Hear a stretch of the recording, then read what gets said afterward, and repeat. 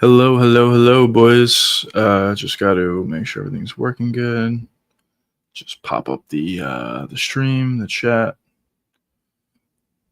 1 second, you guys know the drill. Um, 1 second, you guys know. There we go. Everything's working good. I guess I'll give a second for some other guys to roll in. Let me just bring up the other chat.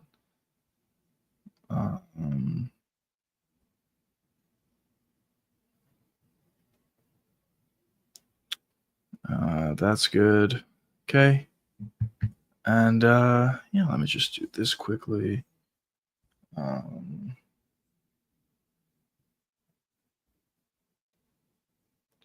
Let's do 5. Just set a goal quickly. There we go. All right, fellas, what's going on?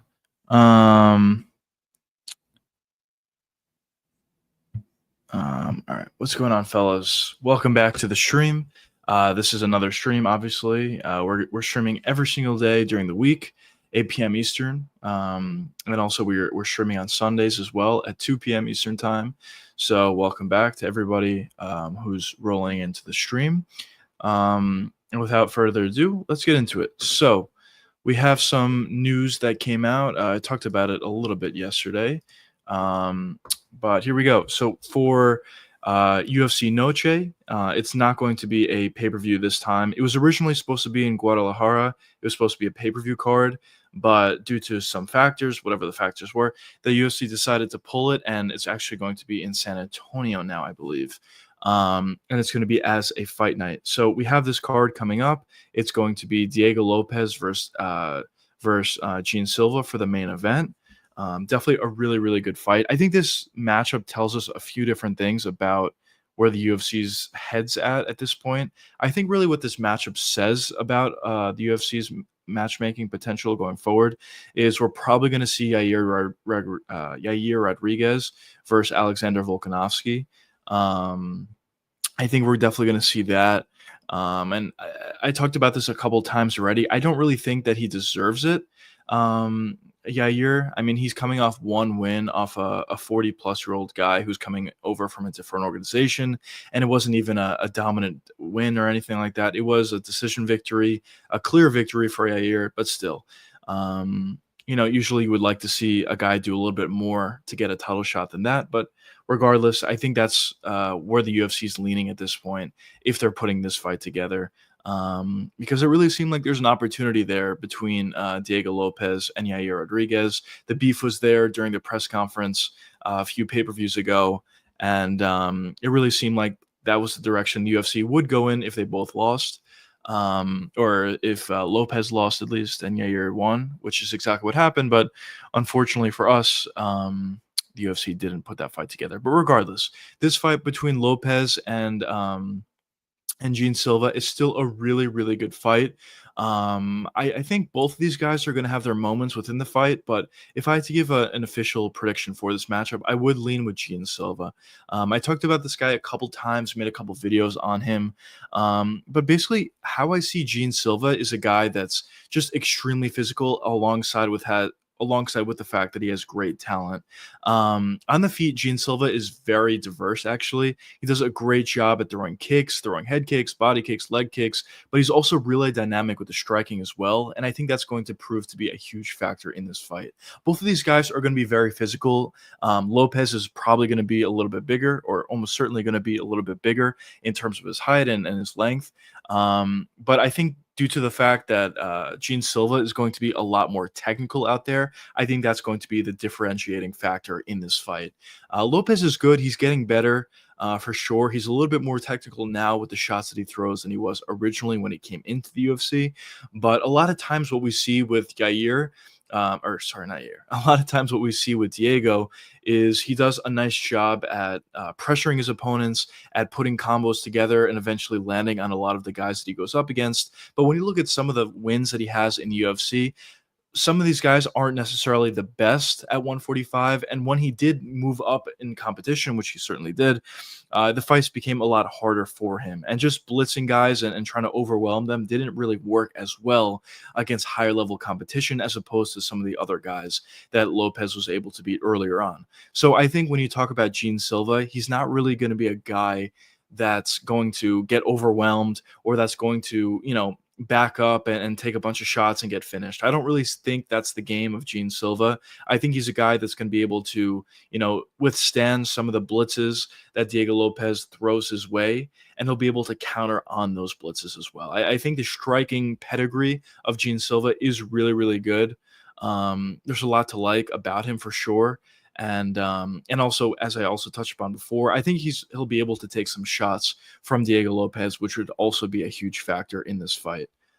So I definitely am leaning with Gene Silva in this matchup, but obviously Lopez is really good. Joshua, what's going on, brother? What's going on? Welcome back to the stream.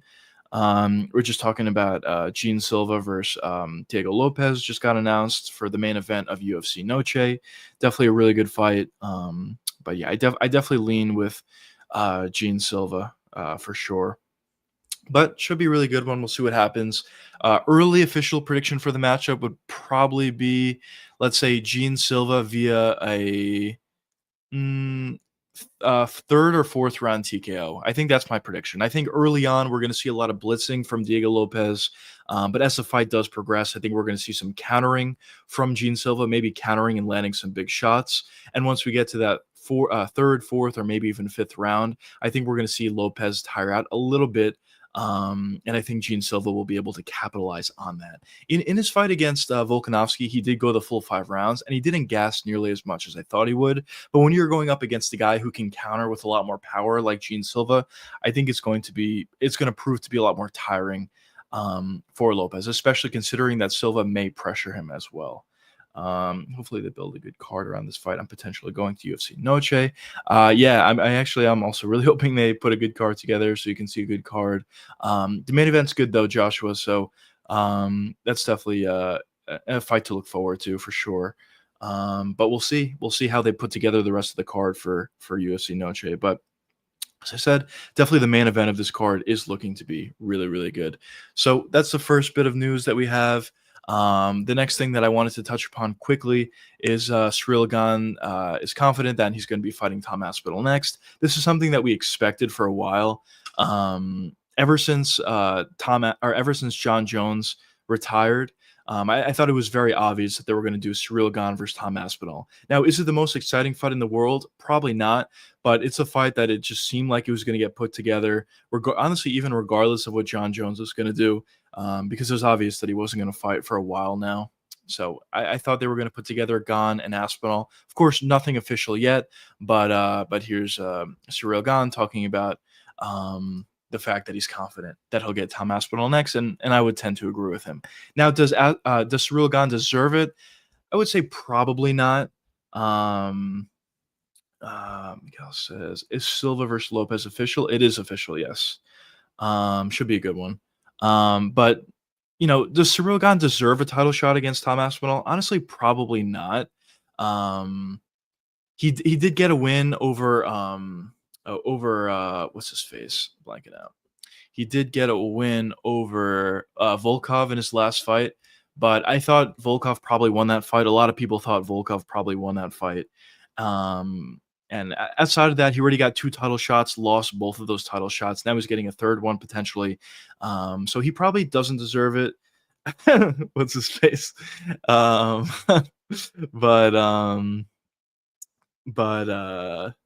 yeah, I don't know. It seems like that's probably what they're going to do. There's not too many contenders at heavyweight that probably would, be an obvious guy that would deserve it more than Ciryl Gane. So that's where they're going to go. But as I said, I'm expecting a Tom Aspinall finish probably within the first 2 rounds against Ciryl Gane. Probably wrestling, maybe a submission, maybe some ground and pound strikes, but we'll see what happens there. Some other news we got, a little bit of news, I guess. We got the weight difference from Ilia Topuria from 145 to 155. Definitely looks significantly bigger at this weight class. We'll see how he deals with the added weight. Sometimes when guys move up in weight, they tend to gas out a little bit more than they did in the past. So we'll see how it fares for Ilia Topuria. I don't necessarily think it's going to be that big of an issue for him, to be completely honest. And also the way he fights and going into this Charles Oliveira fight, I'm not expecting this fight to go all that long anyway, but just definitely something to think about. And also another thing that that is, to be in the back of your mind is he hit obviously really hard at 145. Now with the added weight, he may hit even harder at 155. So it'll be interesting to see how his punches land on Charles Oliveira. Joshua says, "Does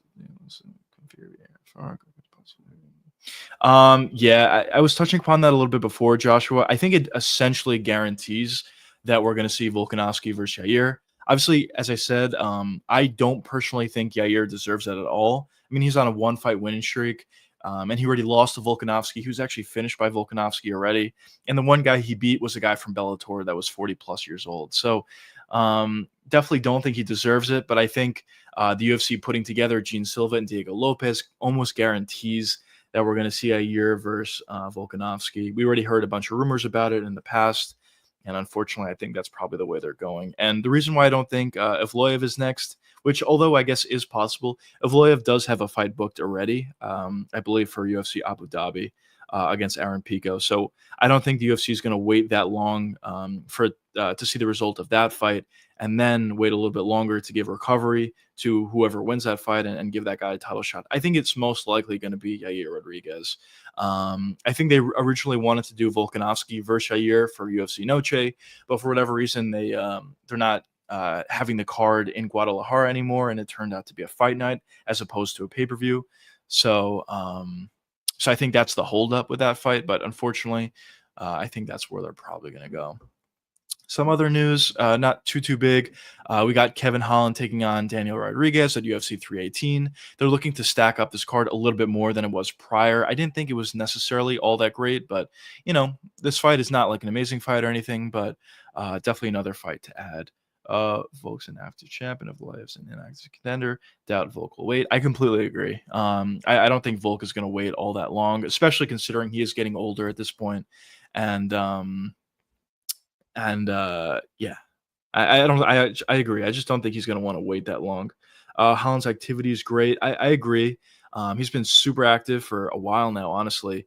The thing about Kevin Holland though is when he moves up to 185, I don't think he's really all that great. He gets taken down pretty easily, and submitted pretty easily, or even ground and pound finish, or not finish, but ground and pound pretty easily. And I just don't think he has the body for 185. But for 170, I think he's honestly a legitimate contender. On the feet, he's not the most technical guy in the world, but he's super physical. He takes a shot probably better than anybody else at that weight class. He also hits extremely hard, has decent technical ability to stand with most guys. And even in terms of his takedown defense, it's really good at 170. And even on the ground, I mean, he can submit guys. He's done it a bunch of times. He has a really good Darce choke.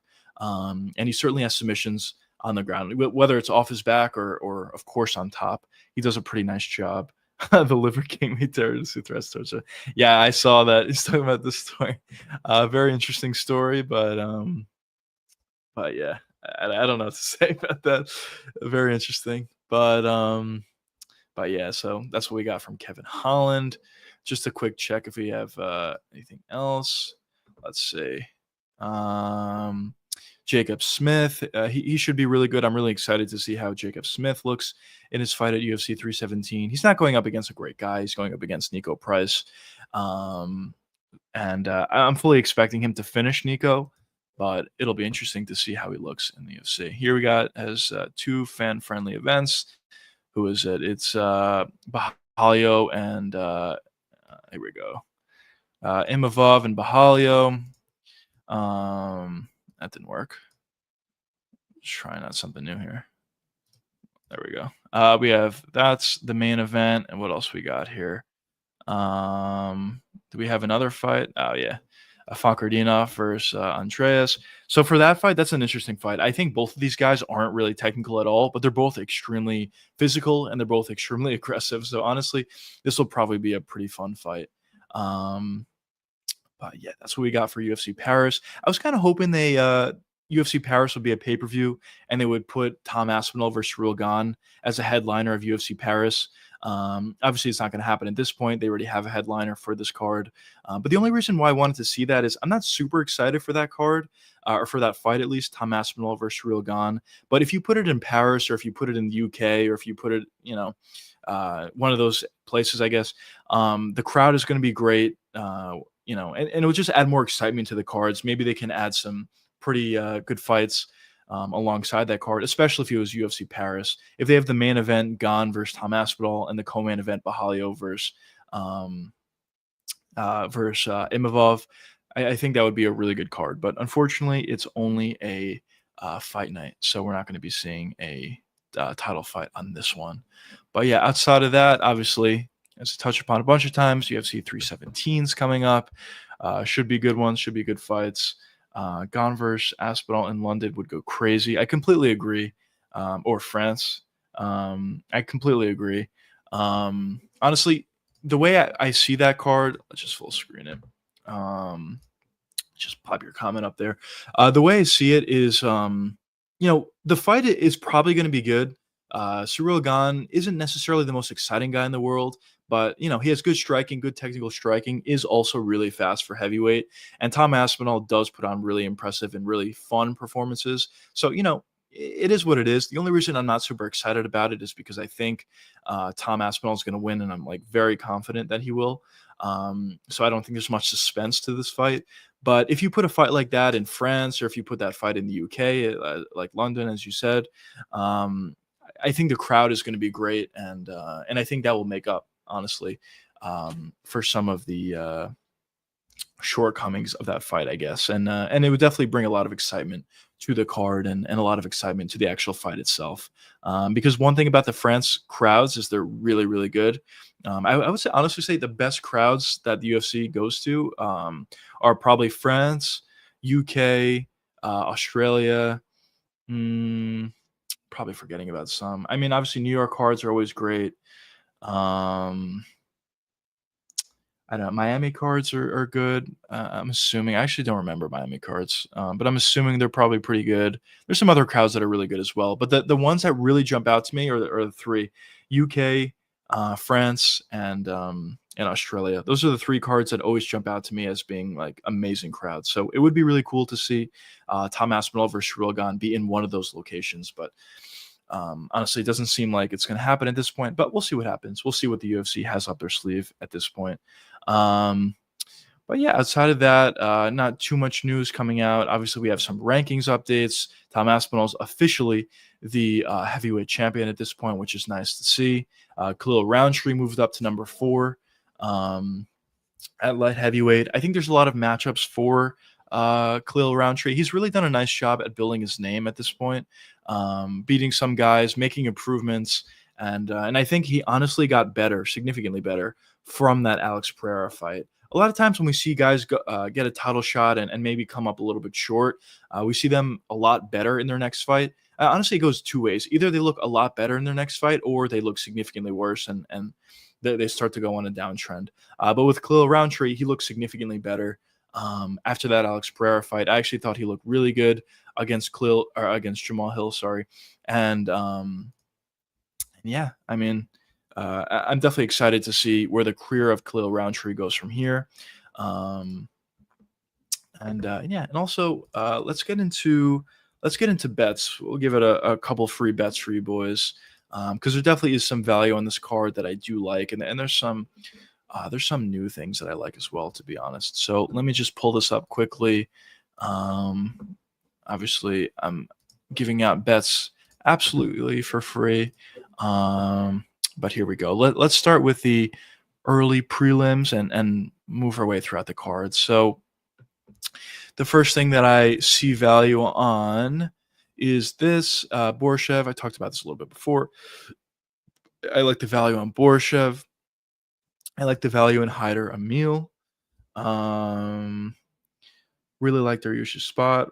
Robokov's a good parlay. Yeah, I like Dariush, but I actually am on the other side of the RoboCop fight. I'll get in. Oh, actually, we're right here.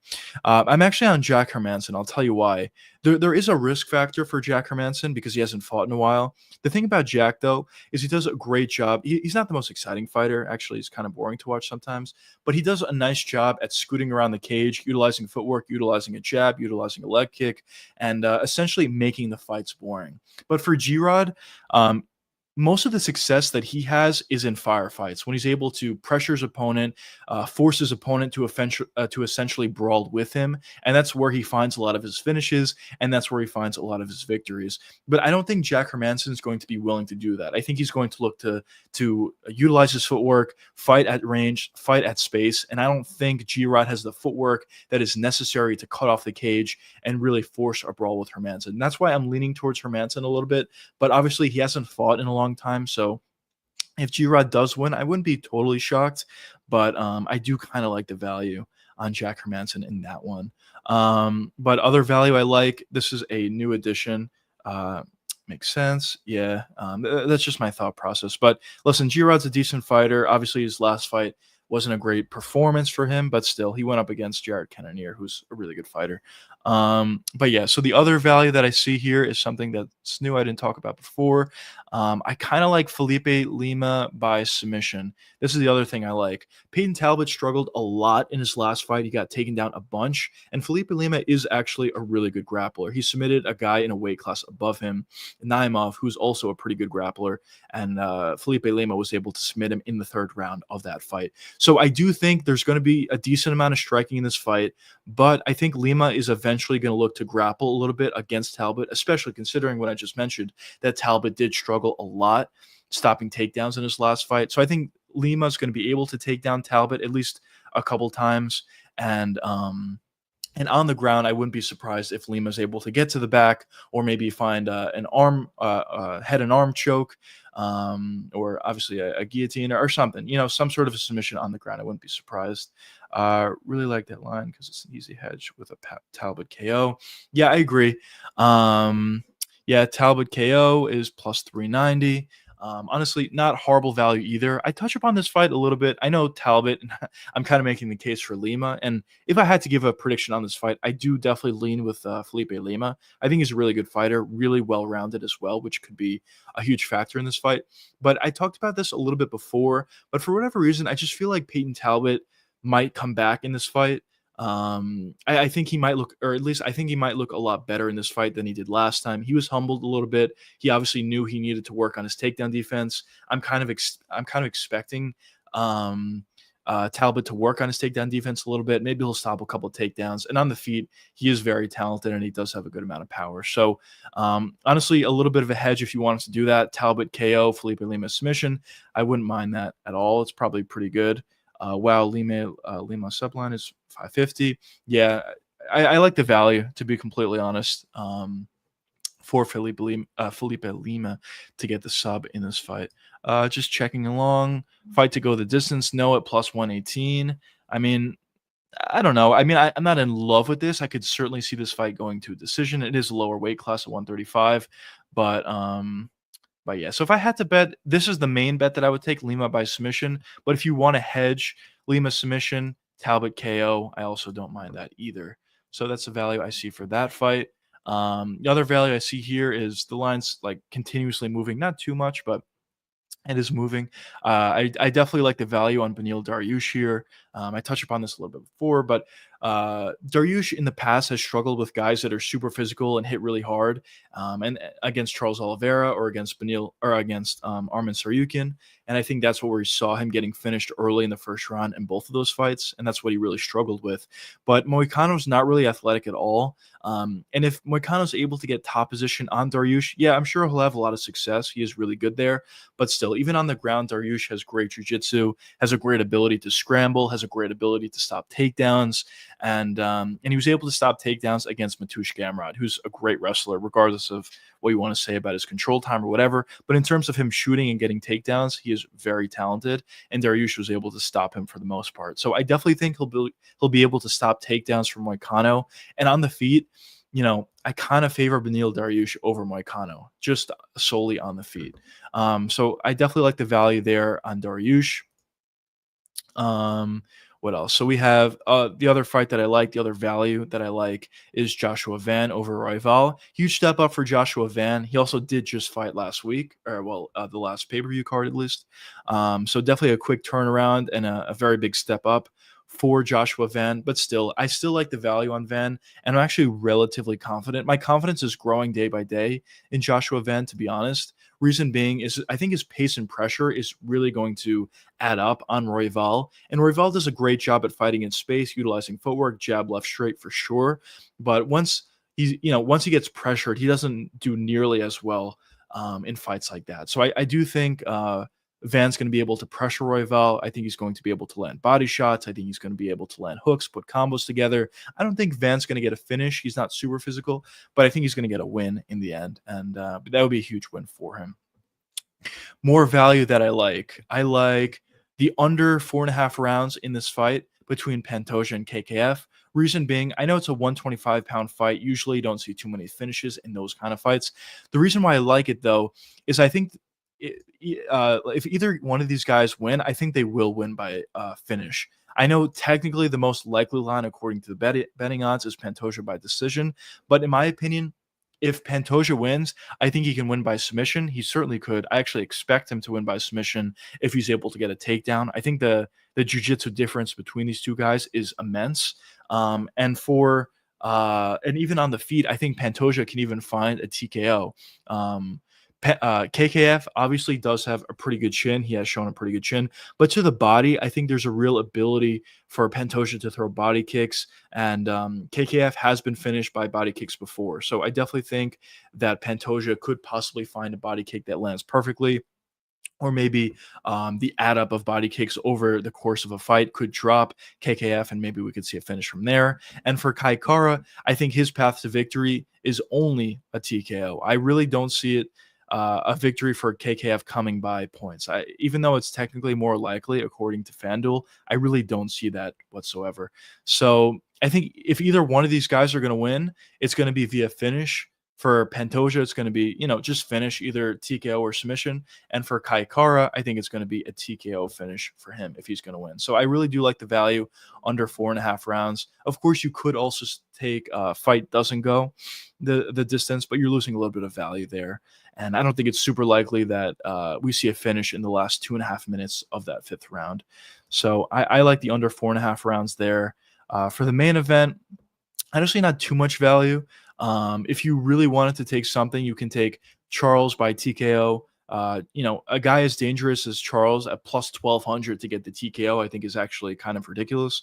I think it's really good value. I think Ilya is going to win the fight, but in terms of value, it's probably good value here. I was even thinking Ilya by submission just because there's no value. Ilya by TKO. I was thinking Ilya by submission. Maybe he drops Charles and submits him in a similar manner to what Islam was able to do with Charles. But even that, I don't really love this value, to be completely honest. So if I had to take something, probably Charles via TKO or KO, just because the value is kind of ridiculous. Maybe another thing you can take is under 1.5 rounds. You're getting it at plus money. Obviously, not super confident. It's only 1.5 rounds. But when you're talking about a fight where two guys are certainly going to be marching forward and two guys are really going to be going forward and have a lot of finishes on the record, getting plus money on an under is probably not bad value at all. So yeah, that's the value that I see for UFC 317. As the week goes on, if I see more value on certain fights or certain matchups, I'll definitely be sure to let you guys know. Obviously, as I said, I do stream every single day during the week. So I will be doing a stream tomorrow, obviously, and also on Friday, right before the card, a day before the card starts. So if there's more value that I see in the card, I'll certainly be sure to let you guys know. And obviously, I'm giving all these plays out for free. But yeah, so that's what we have for this upcoming card. Going forward from there, we have some other good fights coming up for sure. We have Derek Lewis versus Talison Teixeira. I do definitely lean Talison Teixeira in that fight. I think Teixeira actually has a chance to be decent at heavyweight, to be completely honest. I already made a video talking about it before. If you want a little bit of a more in-depth breakdown, definitely be sure to check that out. But the reason why I kind of lean Teixeira in this fight, and the reason why I think Teixeira could be good at heavyweight, is due to his physical tools.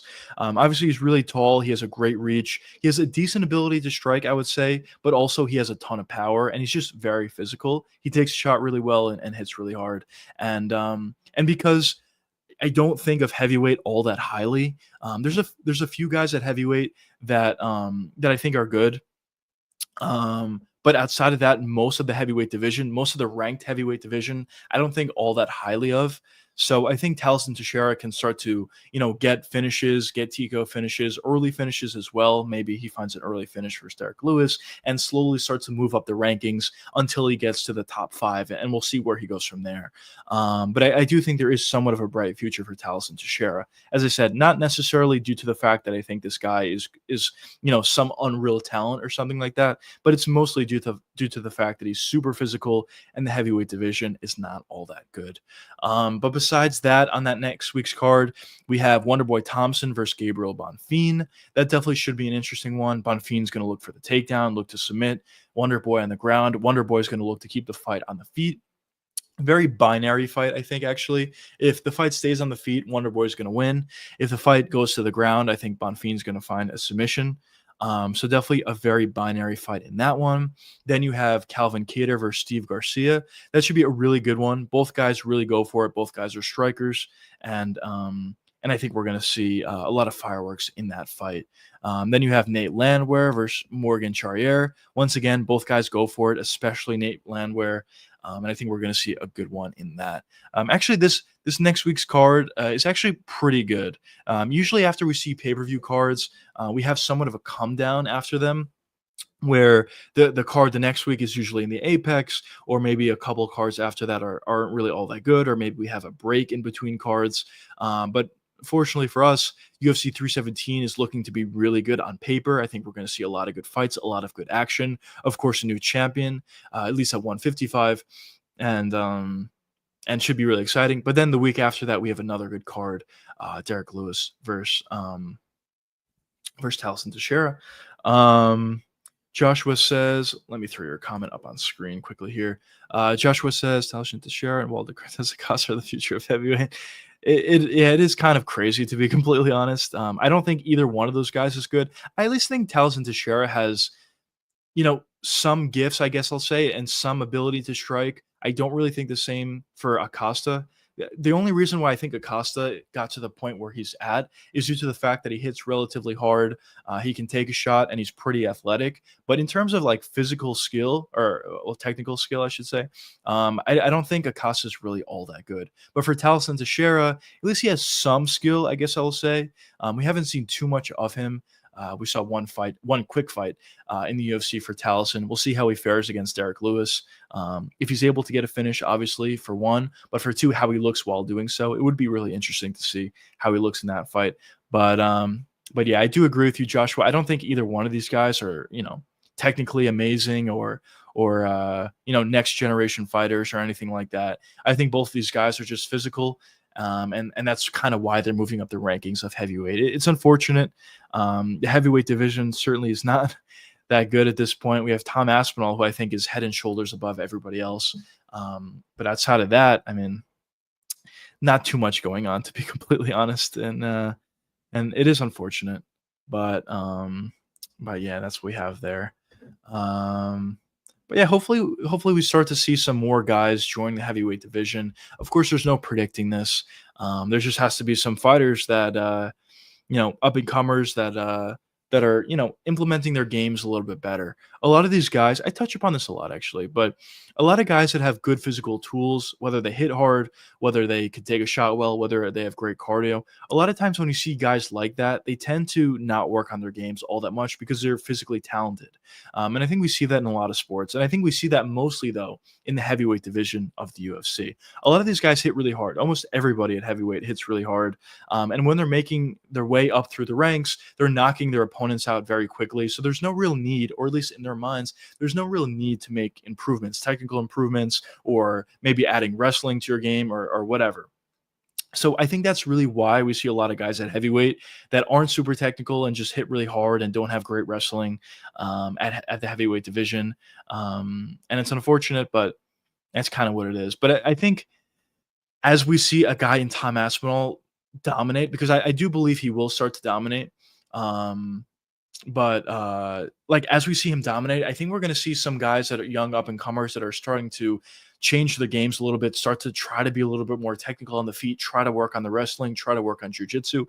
And I think eventually heavyweight may be a little bit better. But maybe that's wishful thinking. Joshua says you need to do a physicality tier list. LOL. Actually, that's a great point. Let's do it. Let's do it right now. Why not? Let's pull up a physicality tier list. I definitely have a lot of guys that I would add to that tier lists. Great idea, Joshua. It's going to take me a second here, but let me just create a tier list here. By the way, let me know in chat any guys you want me to add to the list. I definitely have a few guys that I'm already thinking of. Drickus is the main guy I'm thinking of. But let me know what you guys think. If you guys have any suggestions for the tier list. But here we go. Creating it. All right, now let's get photos for guys. Here we go. Oh man, stream's a little bit buggy at this point. Sorry, boys. Let me just close out a couple tabs here that we're not using. You know what it is? It's just my computer's a little bit hot at this point, and it's been also really hot in New York, and it's hot in my room. Oh man, sorry for this, boys. I'm just trying to figure this out a little bit. Should be good now, though. Sorry for that. But yeah, let's start this tier list. So, Drickus. Let's get Drickus here.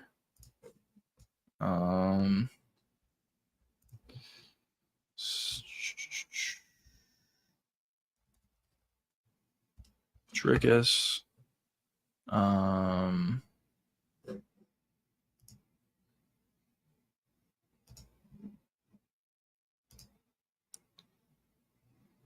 Man, is stream good, boys? Is it lagging? Let me know. Let's see. All right, I think we're good. Oh man, it's hot in here. It's not good for the computer. Joshua says all the Dagestanis. Yeah, you're right. You're right.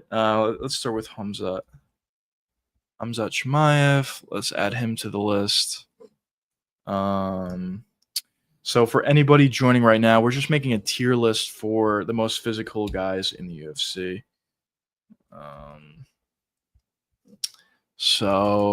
Sorry, just bear with me, boys. I'm just making this list. Let's go Islam Makhachev. We'll add him to the list.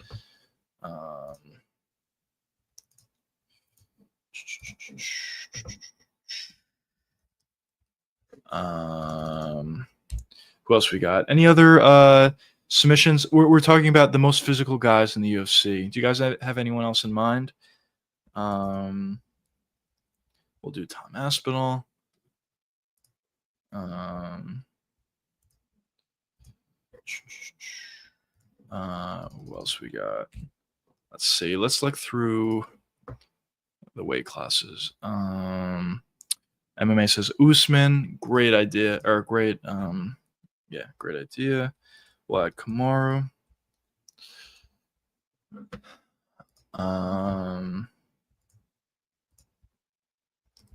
This is going to be a long list. There's a lot of guys that are really physical, to be honest. You know what I'm going to add? He's not physical in the typical sense, but I'm going to add Merab. He is pretty strong. He doesn't hit the hardest, but he is very strong in the wrestling. A lot of guys talk about that. I will add Marab. I think I'm gonna add Pantoja to the list. He's a 125er. But he is really physical for 125. Pantoja. Joshua says to rest Finney. Honestly, he is really physical. I will add him to the list. He's not very good, but he is very physical. He's actually super physical. I mean, he takes guys down relatively easily, and holds them down, but he can't really do much else because he doesn't have that much skill. But he is definitely very physical.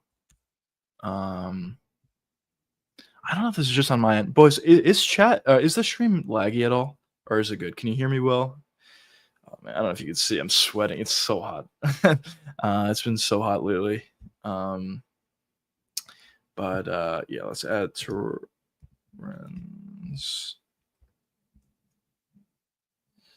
RDR, Trez Finney. Let's add him. Joshua also said RDR. That's a great addition as well.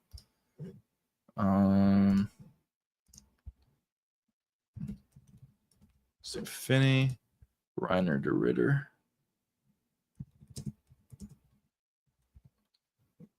We'll add him. He essentially out physicaled Bo Nickel in his last fight. So that's a great. Joshua says little lag here and there, but not too bad. All right. My bad for that, boys. We're just starting out. Eventually, I would like to get a new computer. This computer just gets like super hot when I stream, especially if I have a bunch of tabs open, and also my room's really hot right now too. So just bear with the lag. Hopefully, it's not too bad. But yeah, so we have RDR. Who else? We can add. Ilya Taporia. I can't believe I forgot about that. Ilya Taporia. Add him. We can add. Who else? Let's see. We can add Alex Pereira. He's physical for sure. Alex Pereira. This is gonna be a long list here. Let's go, boys. Alex. We can add Shafkat. He's very physical. Shafkat. It's almost the whole UFC roster. So we'll add him.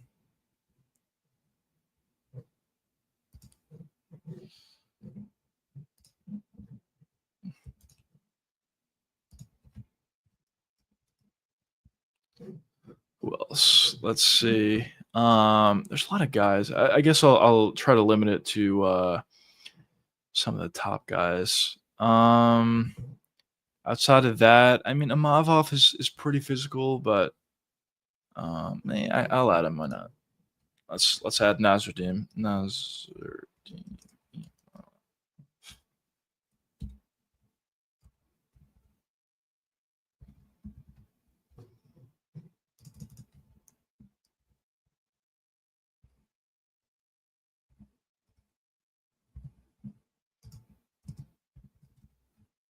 see.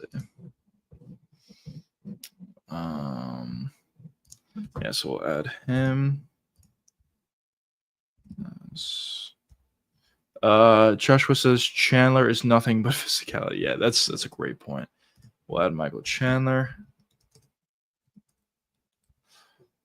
Yeah, he's honestly one of the most physical guys.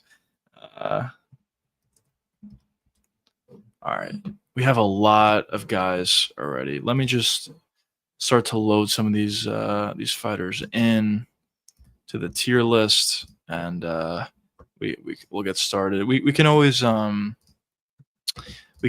guys to the list later if we want to. So just bear with me for a second. I'm just going to load some of these guys in.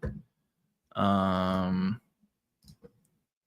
Chandler is a funny one though, because yeah, he's literally just physical. He doesn't have that many skills. I mean, he can wrestle pretty well, um, but you definitely would like to see more skill out of him for sure. Vlad Pantoja. We got RDR. Just adding some guys to the list. Anyone who's joining late, as you can see on the screen, we're doing a physicality tier list. I'm just putting it together quickly, and then we can talk about it and talk about who we think should be on there. Did Ilya not load in? I definitely added Ilya.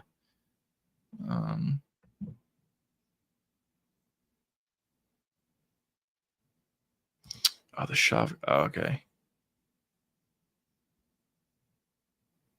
Okay, yeah, some of those pictures didn't work. So I got to do Ilya, Ilya and Shavkat. One more second, boys. Just bear with me. I'm just trying to get some photos here. Ilya Sporia. Let's go with this one. That's fine.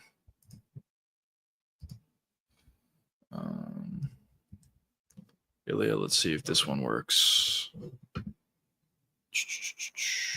Yes, that one works. We'll load that in. Now we'll do Shavkat. We'll load that one in. Okay. That should be good, and we should be set.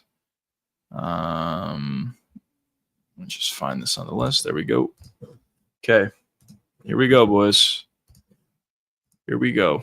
All right. So we have a physicality tier list. Quickly before we get started, I'm just going to let you know what I consider physicality to be. Physicality is your ability to hit hard, ability to take a shot, and your ability to be strong in the wrestling. That's what I personally see it as. Maybe people have different definitions, but that's what I'm going based off of when I say physicality. Joshua says Whaley and Harrison, so we don't discriminate. Yeah, that's a good point. Let's add it. Whaley saying. She's very physical, actually. She's like legitimately very athletic. Whaley, and we'll do Kayla. We'll do Kayla Harrison. If we really want to do that, we can also do Amanda Nunes. We'll do Amanda Nunes. We'll add that to the list as well. All right, so we'll have 3 honorary women to this list, just so we don't discriminate, as Joshua said. So we got Nunes. We'll add Kayla, and we will add. Where are you, Whaley? There we go. We'll add Whaley. So this is going to be a little bit interesting though, because when we have the woman involved, for a solely woman thing, Whaley is S tier for sure, like only against women. But we're going to do like a total thing. So if I think Whaley is legitimately very physical and very athletic, even compared to men. But she'll probably be a little bit lower on this list, just considering most of this list is men. So let's take it step by step. So Alex Pereira, why is he physical? He's physical because he hits really hard and he can take a shot pretty well. Yes, he was knocked out by Israel Adesanya, but outside of that, he has taken some big shots and he's been able to eat them. And obviously his left hook is bar none. Super, super powerful. But I think I will ding him a little bit because we haven't really seen the wrestling with him. I mean, he stopped takedown defense. He had great takedown defense against Ankalaev. But I think for Prayer, listen, this is of course subject to change. I think Prayer is going to be B tier for me, maybe A. Either B or A, high tier B or low tier A. That's how I see it. I'm gonna throw him in B for now, but I may move him higher.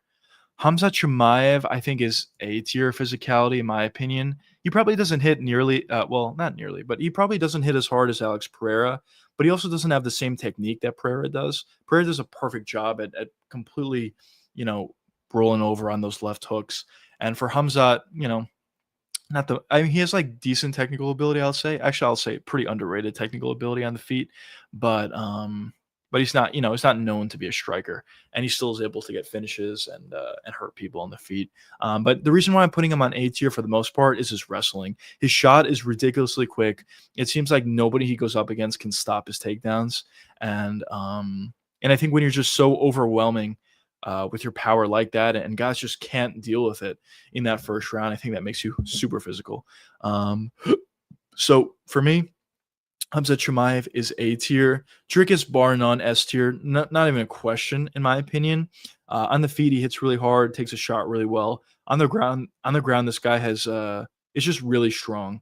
I mean, he's not the most technical guy in terms of going for takedowns. Obviously, obviously, I don't think he's the most technical guy or does things the normal way in any aspect of MMA. But but Dricus' strength really shows off. I mean, that sequence against Israel Adesanya where Dricus failed for a takedown, fell on his face, and then somehow took Izzy's leg and pulled him up and got a takedown off that. I think that's a perfect example of how physical Dricus truly is. It looks weird, but I actually think he's even more physical based on those weird sequences, because he's still able to be successful, and he's still able to get those takedowns. And obviously, as I said, just be very physical. And he's taken a lot of big shots throughout his career, and he's eaten them like nothing. So I definitely think, honestly, when I think of physicality in the UFC, this is the guy I think of. So I think he's, in my opinion, the most physical guy in the UFC. Next, we have Finney, Joshua's special. Um, I think Finney, uh, maybe C tier. Honestly, maybe B tier. He's not very good, obviously. I think that's apparently obvious. But this is only a physicality scale. And the reason why I think he's so physical is this guy is just ridiculously strong. He's able to pick guys up, take them down, and hold them down. Now he doesn't do much damage because he doesn't have too much skill. But in terms of like pure physicality, this guy is pretty remarkable. It would be interesting to see him go up against guys with more talent, maybe, and more skill. But I don't think Finney's nearly good enough to put wins together and get to that point ever. So I don't know if we'll ever see that, but it would be interesting to see how he fares against maybe some other guys. But physicality, as I said, all these are subject to change. We have a lot of people on this list, and I'm kind of just putting people in places right now, and I'll probably make adjustments at the very end. But at this point, I think Finney is B tier. Obviously, as I said, not very good, um, but but I think he's very physically strong. Michael Chandler, I will say A tier. Reason being, he hits really hard. He's very explosive. He gets takedowns relatively easily. He picks guys up at will. He's obviously, as I said, very physically strong. There's a lot of uh, physicality traits that Michael Chandler has. I wouldn't say he has the best chin in the world, but at the same time, I wouldn't say his chin's bad. I actually think it's a little bit underrated. He takes some big shots and he's able to survive. But at the same time, there have been some shots that have landed perfectly on Chandler, and we've seen him go down. Um, so Michael Chandler, I will say A tier, and I think essentially all of his success in the UFC and even in Bellator has been based off of that physicality. I don't think he's, obviously, as I said, I don't think he's the most technical guy in the world or has that many skills, but his physicality takes him really far, in my opinion. So I'll have him as the A tier. Islam Makhachev, I will say B tier for me. He is definitely physical. He hits relatively hard. He has a nice shot. He's very physically strong on the ground, especially at 155. Um, but you know, I just think there's guys that are probably a little bit more physical than Islam Makhachev. Honestly, maybe ridiculous take or whatever. Honestly almost think Finney is more physically strong or more physical than an Islam Makhachev, just because Finney's able to get those takedowns by just picking guys up, and he's not even like really good. Um, Obviously, different skill level that these guys are going up against as well, which is of course a huge factor. But yeah, that's where I would have Islam at this point. Then we have Nasruddin Amavov. Hits pretty hard, decent in the wrestling, could take a shot. I would say, like C tier on this list, compared to some of these other guys. I would say C tier for Imavov. Moving on to Pantoja, he's a 125 pounder, but for 125, he's extremely physical. I honestly would say B tier. Um, yeah, I would say B tier. When he's able to land shots on a lot of his opponents get hurt and get put out, honestly. And on the ground, this guy's really physical. Has a decent shot, not an amazing shot, but has a decent shot. Has really good control time on the feet or on the ground, sorry, which I think is also a part of physicality. So I would say Pantoja physicality is really, really good, and I would probably consider him to be in B tier. And maybe he's only dinged because he's fighting at 125, but there's a lot of physical traits that Pantoja does have. Um, and yeah, so that's where I see him. And also, obviously, he's able to take a shot probably better than anybody else at 125 and better than a lot of fighters in general. He's never been finished. He's only been dropped once, I believe, by Figueiredo, or maybe he was dropped a couple times, but I think Figueiredo was the only guy that dropped him. And he's taken some really big shots. We'll see how he fares in this fight versus KKF. I think he's going to fare pretty well.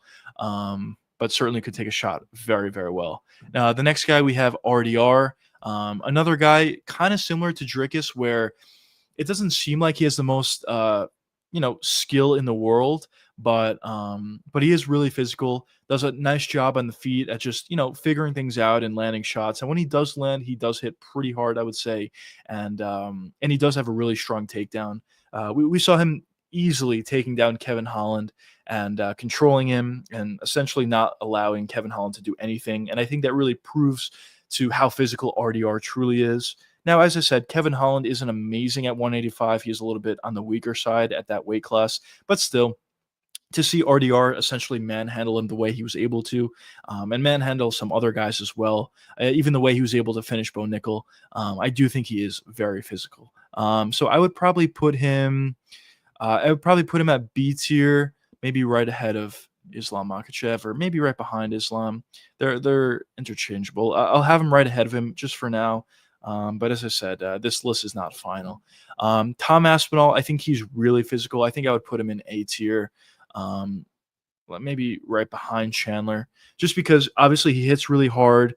His takedowns are very powerful and explosive. He can take a shot well. He took a shot from Sergey Pavlovich, a really hard shot, and Pavlovich normally knocks everybody out if he's able to land. So definitely super physical from Tom Aspinall. Of course, obviously really athletic. And I definitely would consider Tom to be in that A tier of physicality. Now we go to Kamaru Usman. Usman, I also consider to be an A tier. He's getting a little bit older at this point, yes, but I still think his physicality is there. And when you look throughout the prime of Kamaru Usman, I certainly think prime Usman was ridiculously physical. Has a really good shot, really good control time on top. Also has obviously an insane amount of power. I would say Usman is honestly relatively technical on the feet. He has a really technical 1-2. Outside of that, he doesn't have much else, but that 1-2 is relatively technical, and obviously has a lot of power. He was able to knock out Jorge Masvidal, who has a great chin. He was able to drop Colby Covington. He was able to finish him in the first fight, drop him in the second fight. He was able to finish Gilbert Burns. Kamaru Usman has been able to have a lot of success with the power that he does. So certainly super, super physical for Usman. I consider him to be in A tier. Ilia Topuria, his physicality is unmatched. Honestly, I would consider putting him in S tier, just because he hits really hard. I think, obviously, as we all know, I think I would feel a lot more confident putting him in S tier if he's able to finish Charles Oliveira. I'm fully expecting him to do that, but of course, we haven't seen the result of that fight. But if Ilya is able to land on Oliveira, and if he's able to knock him out relatively easily, or with like not too many shots, I would be fairly confident to say that Ilia Topuria is an S tier. Hits really hard, can take a shot really well. We saw that in the Jai Herbert fight where he took a flush head kick when he was leaning into it. He was able to take it. He got dropped, but he was able to take it and able to survive. And he's just very physically strong. outside of just his punching ability and his punching power, he has a really good shot, really powerful on the ground. Guys really aren't able to get back up once he takes them down. We saw that a little bit earlier on in his UFC career. Just a super physical freak, and in my opinion, I think he's an S tier on this list in terms of physicality, right behind Dricus Du Plessis. Next, we have Shafkat, also another guy that's super physical. Maybe I will put him on the C tier, and this could be a little bit low. A lot of people consider this guy to be very physical, hits pretty hard, decent wrestler.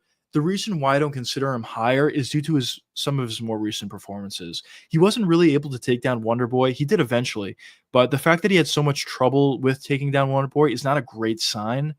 So that dings him a little bit. And also, even in his fight against what's his face, man, I'm forgetting his name, but when he was able to get that like bulldog choke on the feet against man, I'm picturing his face. I'm just forgetting his name. But when he was able to get that choke, he went in for a bunch of takedowns in that fight as well, and he wasn't able to get that those takedowns. So I don't think he's necessarily as physical as people maybe thought originally. Jeff Neal, yes, that's exactly right, Joshua. Jeff Neal, he wasn't able to get takedowns either in that fight. So I think he is physical, but I don't think he's as physical as maybe some other guys used to think. So that's why I'll consider him in C tier. It doesn't mean he's not physical. He's on the physicality tier list. He definitely is really physical. But that's where I consider him in that list. Now, Amanda Nunes, very physical, hits really hard, can take a shot really well. I think I would have to put her either on the C tier behind both of these guys, or the D tier. I think probably the C tier though. I mean, she is really physical, but it is women's MMA, um, and they're not going to be like comparable really to men, in my opinion. But then you have Kayla Harrison, also probably the C tier. Um, Maybe honestly ahead.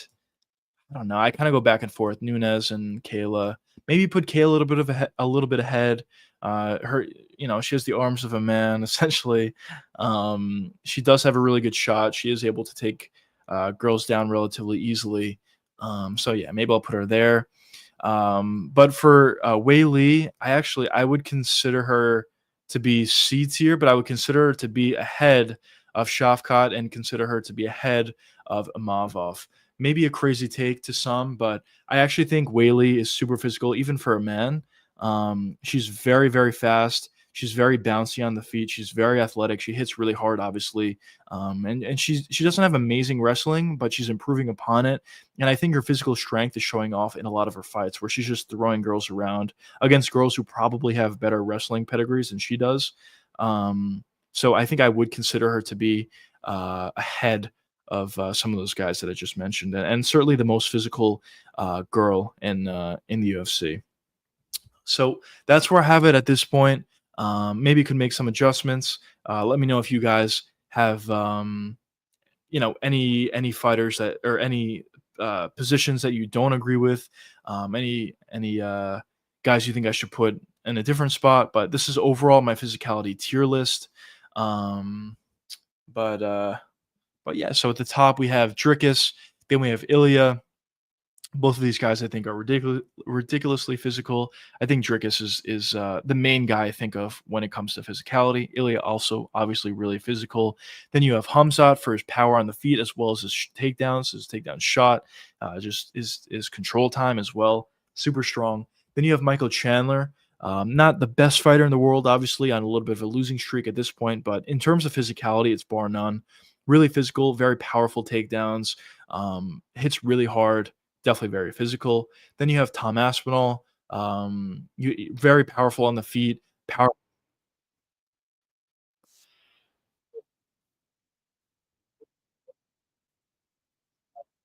time, just very physically strong, I would say. So he's definitely on there. Pereira just hits really hard. Finney has a great shot and good control time. RDR hits relatively hard on the feet when he can land, and on the ground he has a pretty good shot and good control time. Islam, I would say relatively good power on the feet. He has dropped and finished a couple guys in the past. I would say he's very physical on the ground, more so than on the feet. Definitely very physically strong. Has a pretty good shot, a really good shot actually. And yeah, so that's why I have Islam there. Then you have Pantoja, relatively good shot, but mostly where I think he's physical is when he's on the ground and controlling guys, as well as his punching power. He hits really hard for 125. He hurts a lot of guys, and also is able to take shots probably better than anybody else at 125. So I have him there.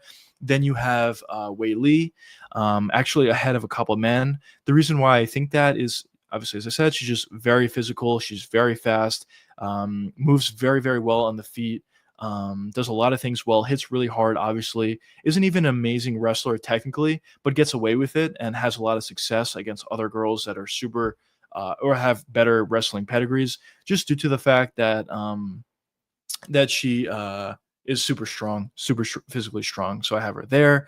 Then I have Shafkat, also hits really hard, decent shot, pretty physical once the fight does get to the ground. Reason why I have him a little bit lower on this list than maybe some other guys would think is just due to the fact that he had some trouble taking down Wonderboy Thompson, had some trouble taking down Jeff Neal, and I know the rumors were he was injured going into both of those fights, but regardless, I'm kind of going off. I'm kind of going based off of what we've seen from these guys in the UFC. So I have him there. Then Nasruddin, super fast, hits pretty hard, decent power in terms of his takedowns, decently powerful shots, I would say.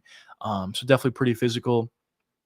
Then Kayla Harrison, definitely powerful takedowns, holds girls down and finishes them from there. Has male arms, so definitely super physical there. And then Amanda Nunes hits really hard and can take a shot pretty well. So that's my physicality tier list. Let me know what you guys think. Do you guys think I left some guys off the list or some girls off the list? Do you think this list, I have some people in the wrong positions? Would you do things differently? Let me know what you guys think about this physicality tier list. Physicality is a huge part of MMA, of sports in general. And yeah, I thought it was cool to put together a little bit of a tier list for you boys. But yeah, so that's what we have with that. Sorry to sorry to some of the boys if the stream's a little bit laggy today. It's been good for the most part. It's just really hot. My computer's getting a little bit hot here, and my room is also hot, so it's not a good combo. But yeah, so there's my physicality tier list for you guys. Yeah, I mean, just certainly just excited for UFC 317, kind of just counting down the days a little bit. Definitely am very excited to see what does end up happening in that main event. I know we've covered it a bunch of times already, but I'm just excited to see what happens. Fully expect Ilia Topuria to win. I think he'll be able to land, but you can never count out Charles Oliveira. He hits really hard, is super dangerous wherever the fight goes, and yeah, definitely. And also even besides that, it's always an interesting fight when Charles Oliveira is in there. And the same thing we said with Ilia Topuria as well. So definitely very excited about those fights. Let me close out some of these tabs to limit any of the possible lag. But yeah, we'll do that. We'll also quickly do a little bit of a Twitter check. I usually like to do this in my videos, just to see if any news broke while we were streaming. And yeah, let's see. So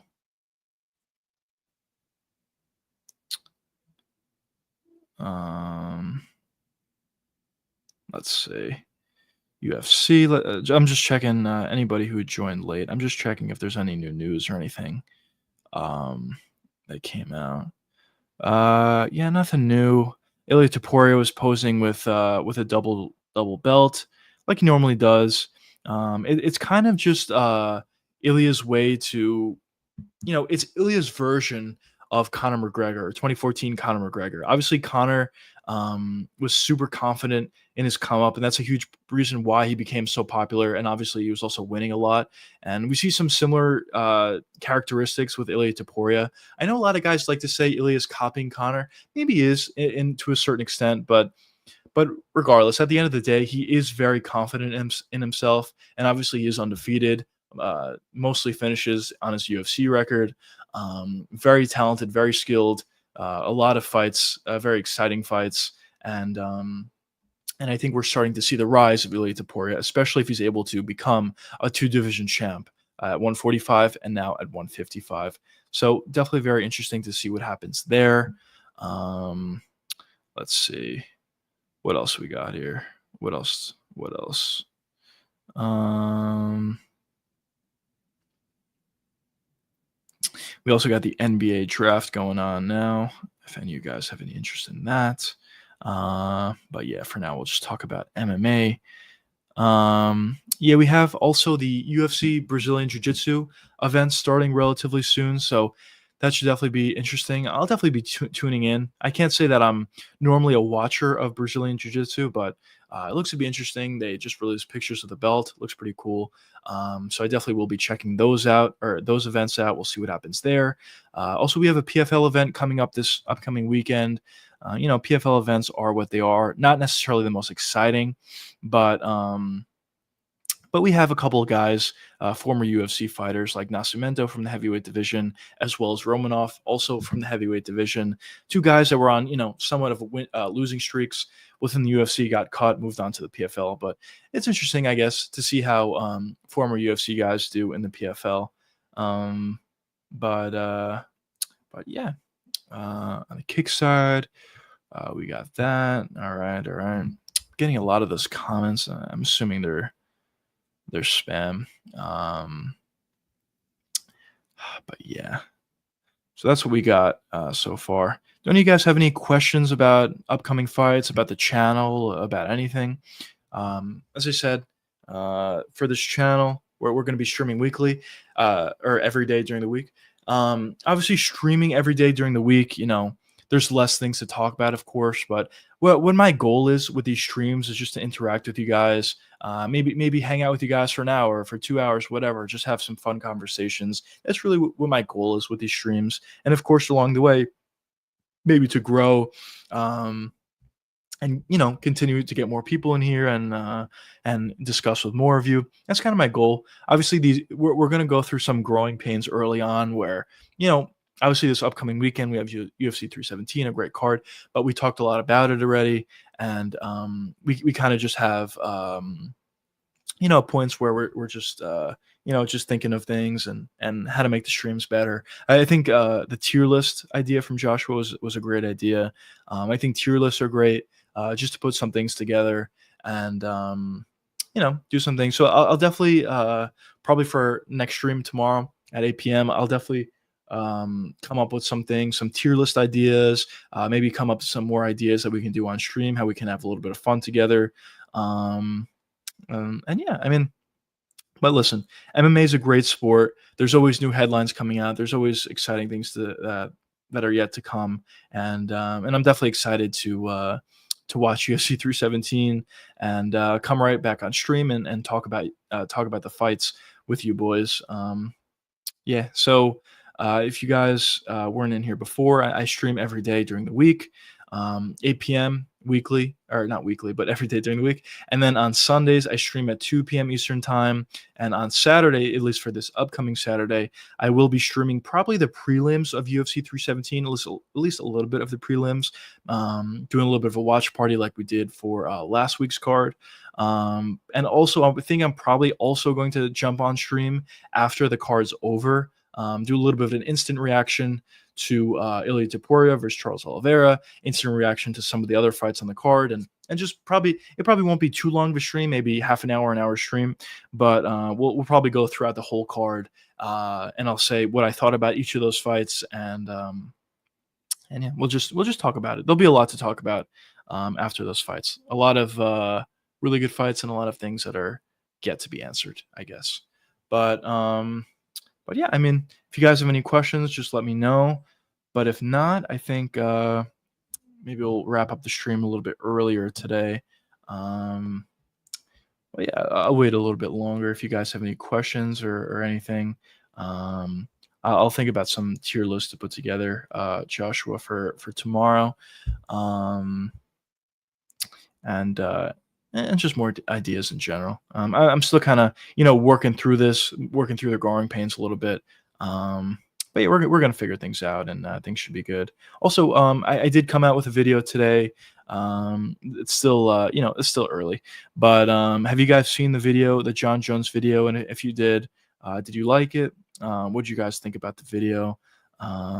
Basically, I made a video. If you guys didn't see it already, be sure to check it out. I made a video talking about how, or whether or not I thought John Jones ducking Tom Aspinall would affect his legacy. Um, but basically, I said I don't think so. Um, but yeah, obviously a more in-depth breakdown in that video for sure. But but yeah, I mean, if you guys don't have any questions, I think I'm just going to jump off stream. Sorry once again for the lag. I think it got a little bit better as the stream went on, but a little bit laggy today. I apologize for that. I'm definitely going to look to fix that issue for the next time. John. No, John. I'll continue to stream. I'll continue to stream, John. I'll I'll see. So John says, "What do you think are the most underrated and overrated cards?" So for these upcoming cards, let's see.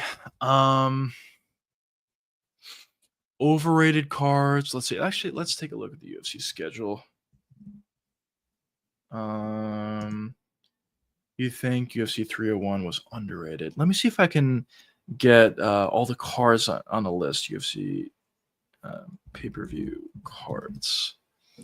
Events. Let's see. Can I see old cards as well? Yes, I can. Okay, so you said UFC 301. Let me just double check who's on that card. All right. I think there's probably a more efficient way to do this, but I'm on the UFC's website just taking a look through their past cards. Let's see.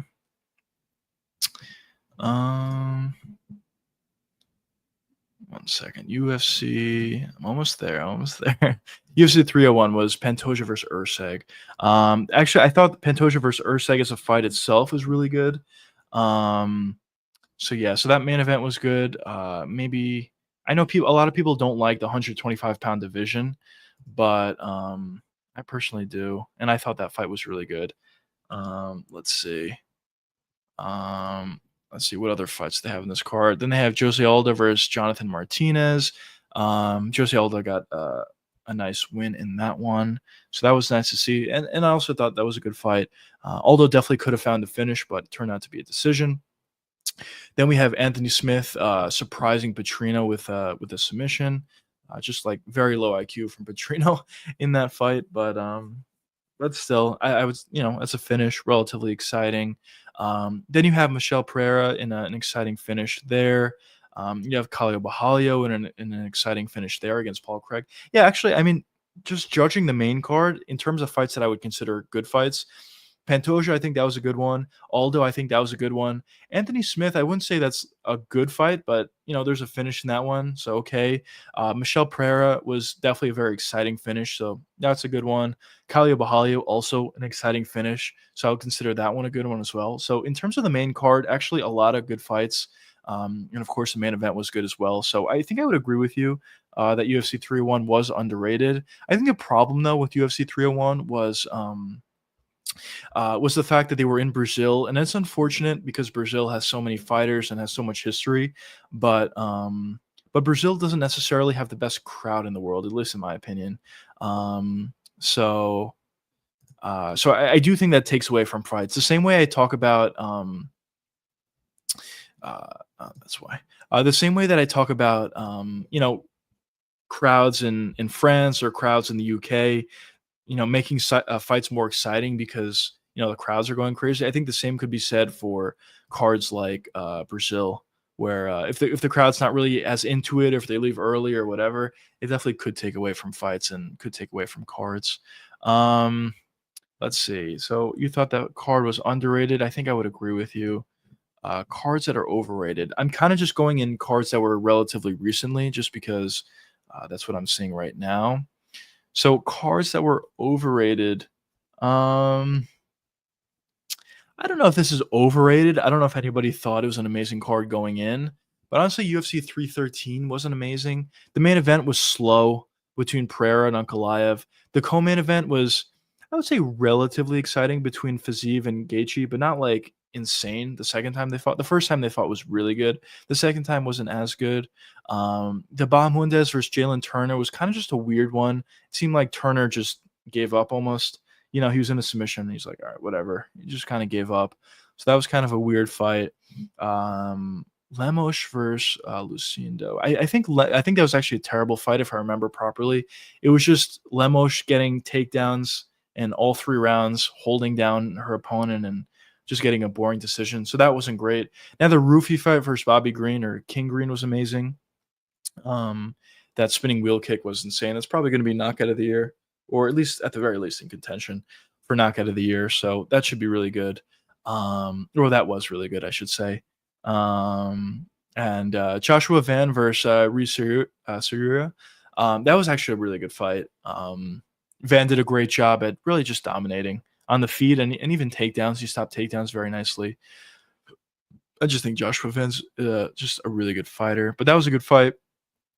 Um, yeah, and outside of that, not like amazing fights to be honest. So maybe to answer your question, John, maybe I would say UFC 313 was a little bit overrated, but at the same time, I don't know how many people thought UFC 313 was going to be, an amazing card. Um, just looking at some of the cards lately, though, Sean O'Malley versus Marab, I think that card was good. I would have to look at the fights. I think that fight was decent, or that card was decent. The main event, I would say, was fun. Um, a card that I thought recently that was absolutely horrible was Usman versus Buckley. It wasn't a pay per view, but I thought that was a terrible fight or a terrible card. It was. I mean, the main event was fine, but outside of that, almost every other fight was weird, had a weird ending, or was boring in some way. So I thought that was odd. So I didn't think that was a good card. Like the Rose fight was honestly okay, I guess. But Shabazian versus Petrosky, Shabazian could have easily got a first round finish, but decided just to wait and got a decision victory. Barcelos versus Cody Garbrandt. Cody fought in a really weird way. It turned out to be kind of a boring fight. Abdul Malik versus Cody Brundage, also a boring fight. Weird ending as well with the headbutt. Alonzo Menningfield versus Sai, really boring fight. Bellato versus Paul Craig, really weird ending, and almost seemed like Bellato faked it, or maybe he did fake it. I don't know. That was weird. Court McGee versus Chiesa, terrible fight. Malcolm Wellmaker, that was a good fight, good finish, I guess. Durden versus Ochoa, that was a good fight, good finish. Samoan versus Smotherland, kind of a boring, slower fight. Phil Rowe versus Losa, that was actually a good one. And then the first part of the night was just okay. Yeah, I mean, listen, this year, unfortunately, there's a lot of fights to pick from that were overrated, maybe, or maybe even not overrated, but just weren't good cards.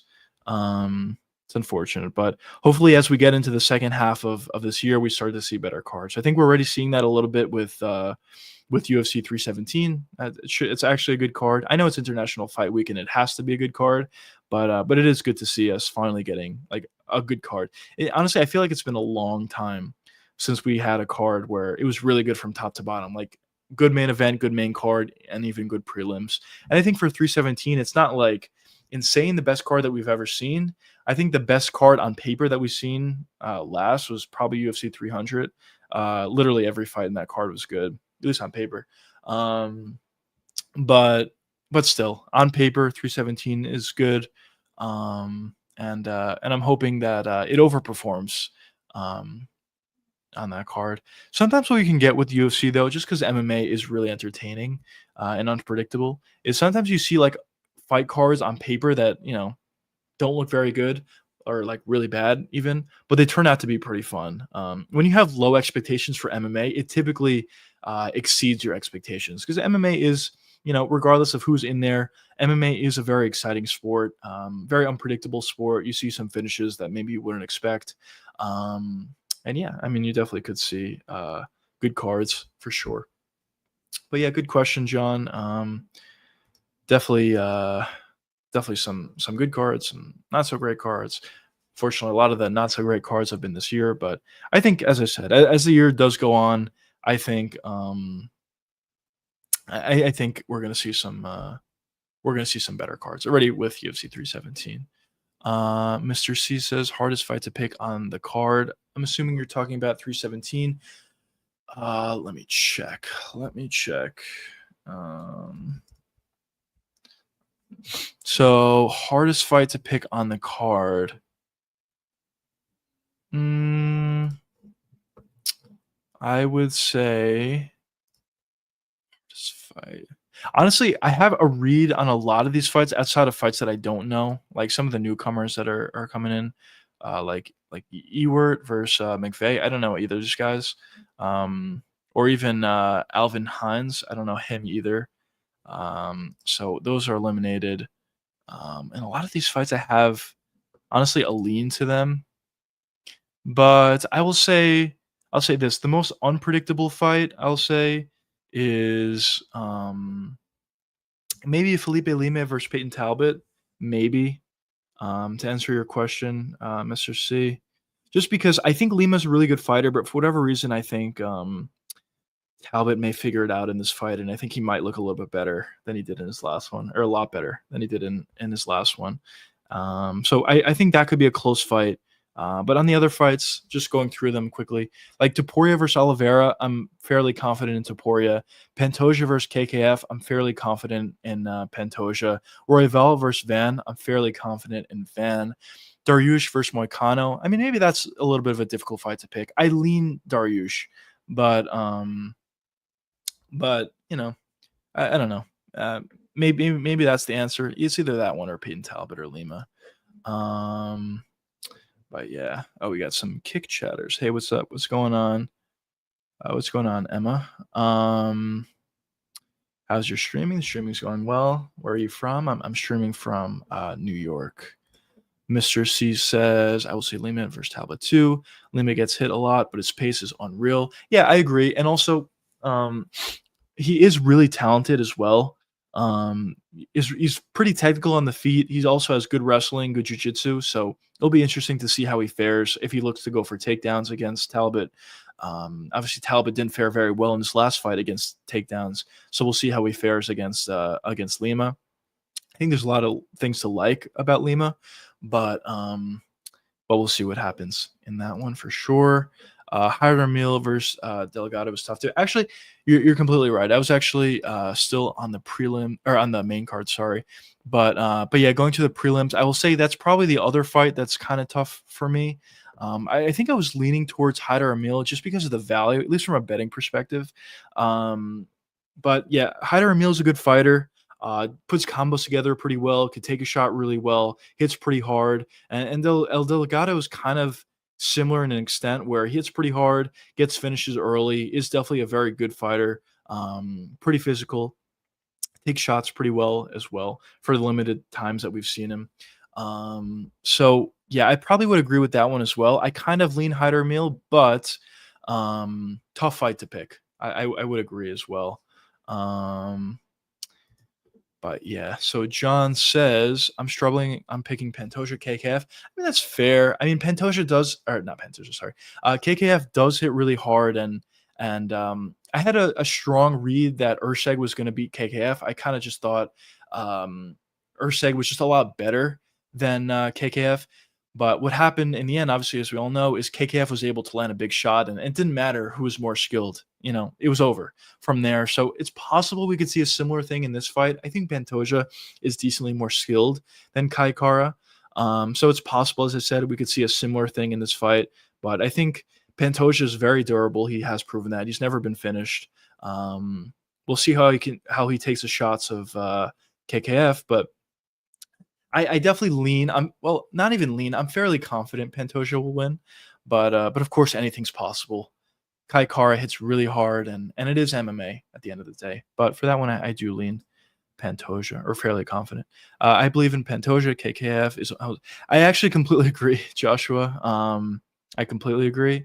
I'm not saying that Kai Kara is not a good fighter. I think he is. He has good takedown defense, decently technical on the feet, but mostly where he has his success is in slower pace fights for one, which is not going to be, most likely at least, not going to be this fight against Pantoja. Pantoja usually looks to pressure and set a pace. So I think Kai Kara could struggle a little bit with that. But also, he does well when he lands big shots and he finds TKOs or KOs. And I think that's going to be really hard to do against Pantoja. I think he can land on Pantoja. I just think Pantoja is super durable. I think that's the difference. In that one. So that's why I lean Pantoja for sure. John says, I like how the co-main and main both have guys that have good BJJ, take a lot of damage in fights, and are fighting power punchers. Certainly true. I think both the main event and co-main event are in for fireworks. We're in for fireworks. Pantoja hits really hard. Topuria hits really hard. Oliveira hits really hard. There's just so many guys that hit really hard. I mean, even Pantoja hits hard.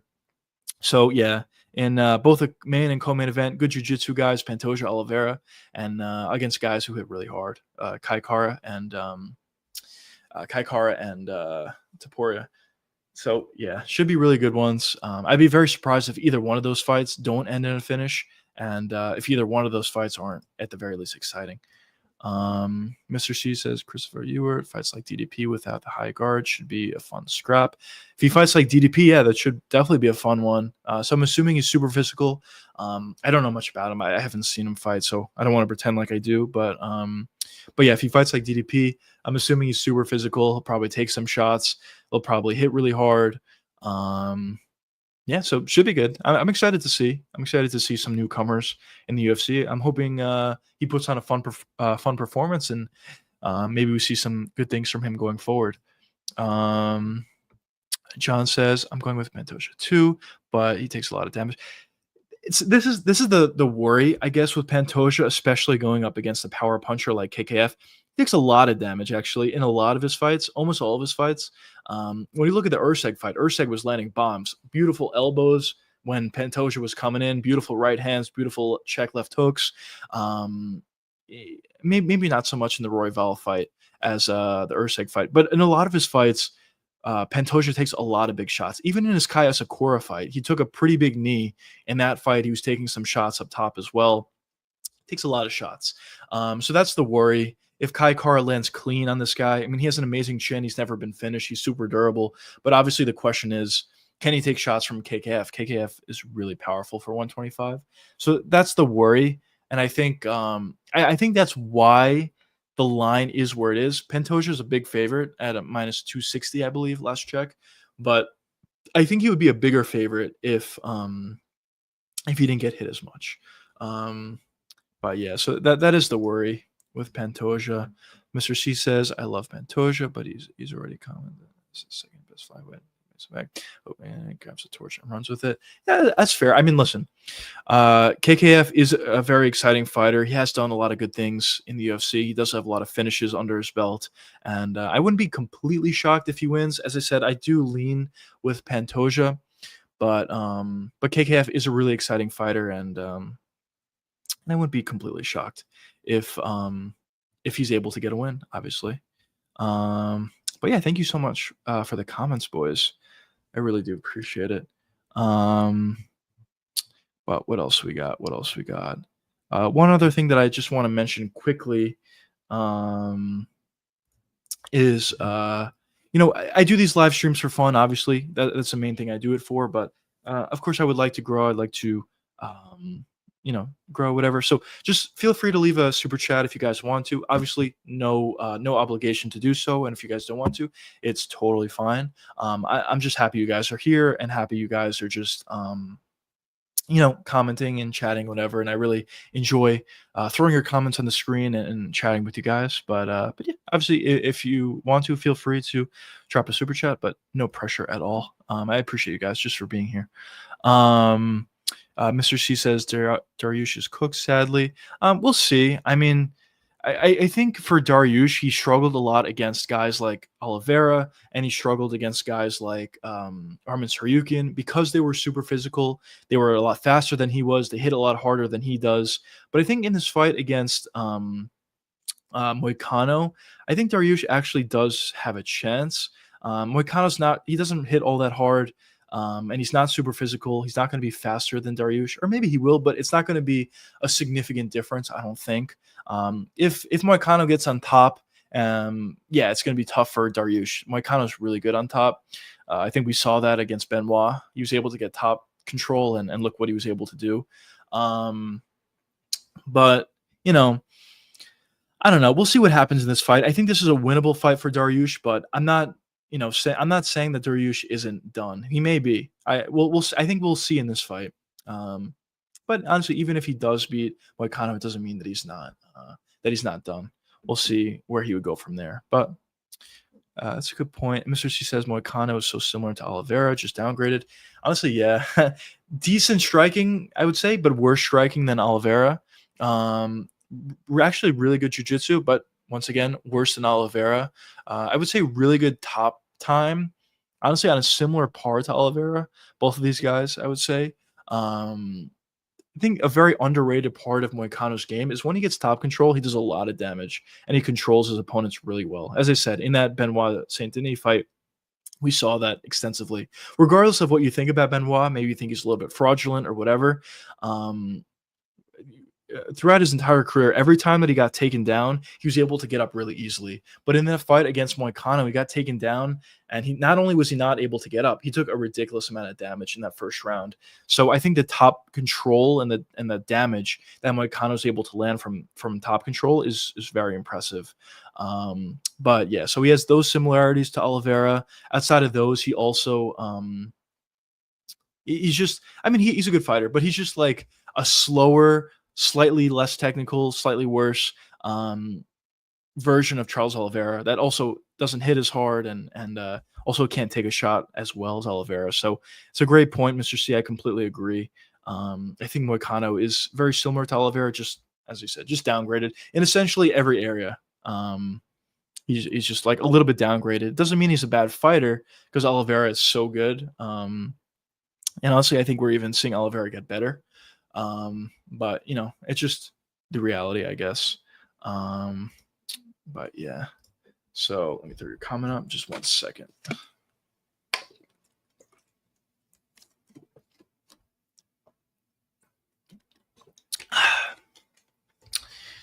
Mr. C says, a lot of people are focused on Oliveira's BJ, and rightfully so. But for me, I'm more concerned as the top clinch is the best clinch Topuria has faced thus far. That is certainly true.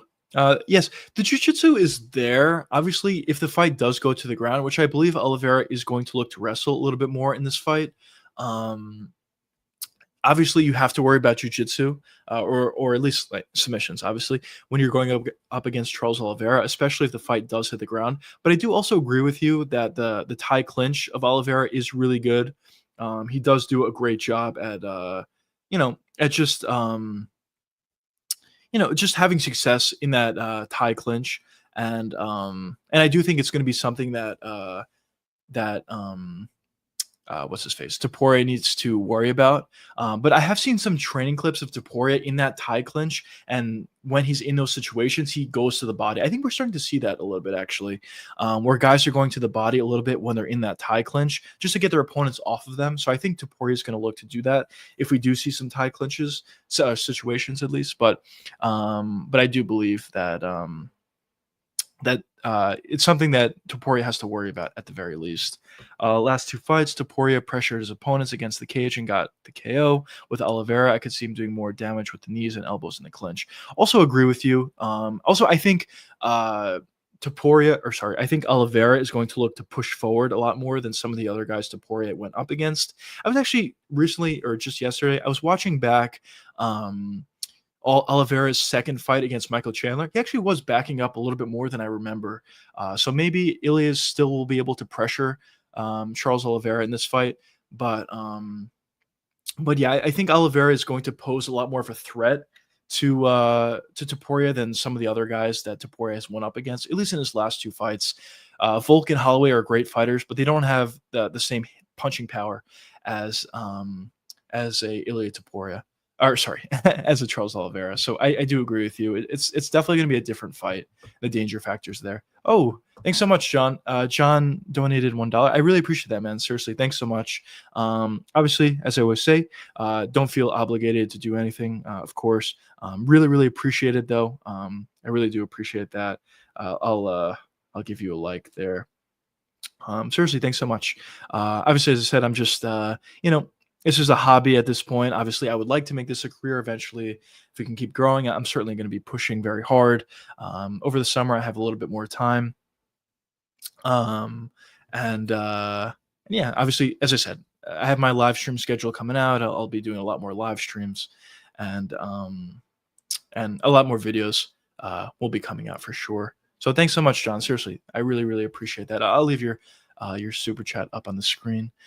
Joshua says, I feel like my kind of striking has regressed. His striking looks a little bit more crisp at 145.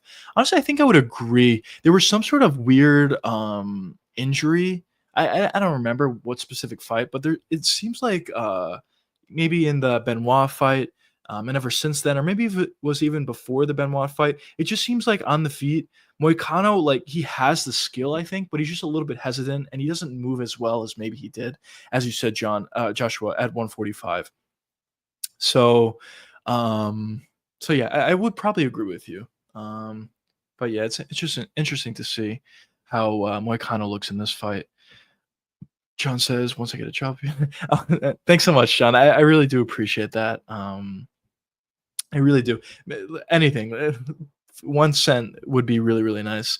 I really do appreciate that. All donations are really appreciated, regardless of what it is. Obviously, it doesn't matter what the actual donation is, and I really just appreciate you supporting the channel. And I'll definitely look to reinvest that into better equipment eventually, and maybe get a new computer just in case this lag thing is a bit of an issue. But thanks so much, seriously. Job market nowadays. Job market is terrible nowadays. Very hard to find a job. So I completely understand you for sure. I mean, currently I am working as well, but just to find another job, it's tough. It's tough to say the least. Mr. C says, I hope Oliveira starts the fight with his flying teep kicks as usual. However, Holloway going for teeps and oblique kicks with various I doubt Oliveira will do better than Max there. Yeah, that's fair. I think how honestly how I thought how I saw well, not how I saw, but how I see Oliveira's game plan is, I think on the feet he's going to look to do a couple things. I think on the feet he's going to look to stay at range, throw leg kicks, throw body kicks, throw head kicks. I think head kicks is going to be a big part of his game plan, as well as throw like long jabs, maybe long right straights, maybe a little bit differently on the feet than he's fought in a lot of different fights, just to stay out of the danger of a guy like Ilia Topuria. But outside of that, he'll go in the clinch. I think he'll look to have success in the clinch, and also I think wrestling is going to be a big part. But in terms of teep kicks and kicks up the middle, I think Oliveira will look to utilize those. Maybe soften up the body of Ilia Topuria a little bit. We'll see how effective that is. As you said, Max Holloway did try to use it, and Topuria was able to deal with it for the most part, I would say.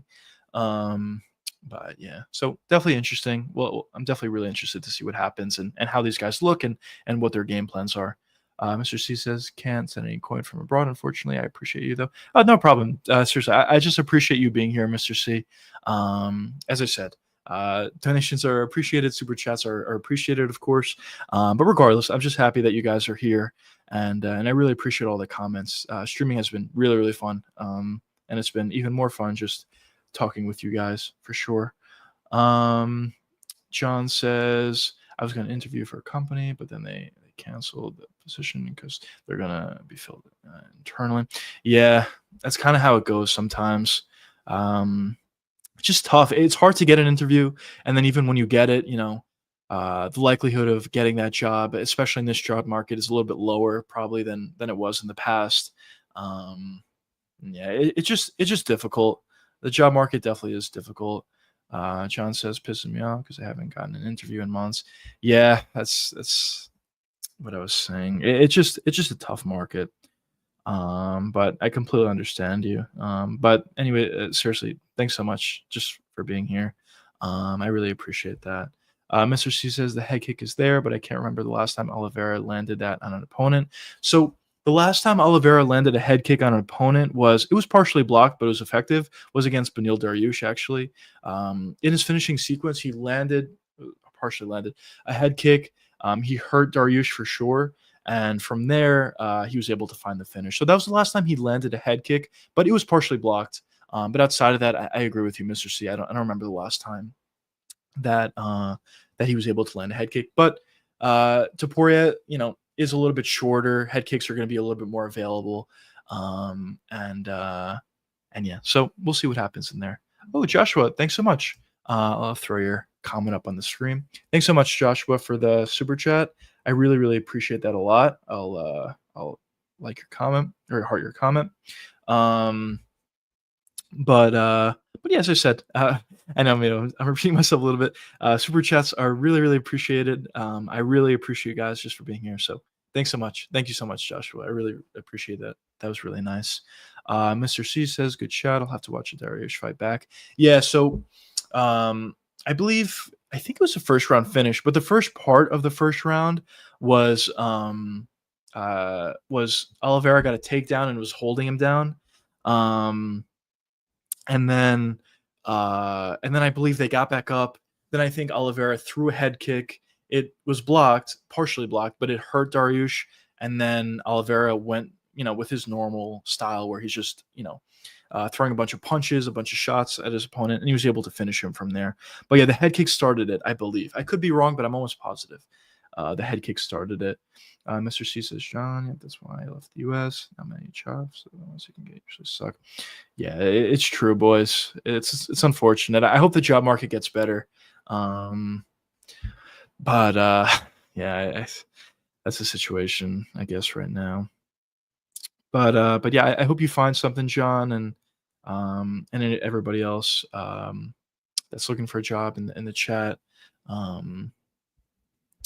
Yeah, I mean, we'll see what happens. But Mr. C says prelims might not have the biggest names, but super fun fights. I actually completely agree. I think the prelims, let's see who's on the prelims. We have Nico Price and Jacob Smith. Not the biggest names, but I'm high on Jacob Smith. I think it could be a really fun fight, a finish for sure. Deans versus Hines. As I said, I'm not super familiar with Hines, but it's a heavyweight fight. Maybe we'll see an interesting one. Dean's honestly not the most exciting fighter, but maybe we'll see something there. Ewart versus McVeigh. I think talking about before fights like Drickus. I believe it was that fight. So if he does, that'll be exciting for sure. Obviously not the biggest names in the early prelims, but some exciting fights. Hermanson versus G-Rod. That could be an exciting one. Hyder Emil versus Delgado. I think that's almost a guarantee to be a really exciting fight. Tracy Cortez, Tracy Cortez. Terrence McKinney versus Borishev. That should be a really fun one way or the other. I think it's either going to be a first round finish for Terrence McKinney or Borishev is going to find a finish or start to dominate once the fight goes on. So I do agree with you, Mr. C, that it should be a really fun prelims, although the names probably aren't the biggest. Johnny says, thank you, Juicy. No problem, bro. Yeah, I really hope you're able to find a job and get an interview. Yeah, this market just stinks. Mr. C says McKinney versus Borishev, Robocop, Hyder Emil versus Delgado, Ewart, and Snuff. Snuff films starting. Yeah, yeah, some good fights. Definitely exciting fights. We'll see how they pan out. But yeah, I think it's going to be a lot of action, honestly, on a lot of those fights. So what I'm hoping for is the prelims is going to be, obviously, as I said, not the biggest names, but I'm hoping it sets the stage. A lot of finishes, a lot of good fights. And then obviously once we get to the main card, hopefully, I really hope we get good fights there. And then the main and co-main event, I'd be so surprised if they're not good fights. I think they're both going to be finishes. But yeah, I'm excited. Mr. C says, pray for McKinney to get the sub. Shannon Smugman, fought this month.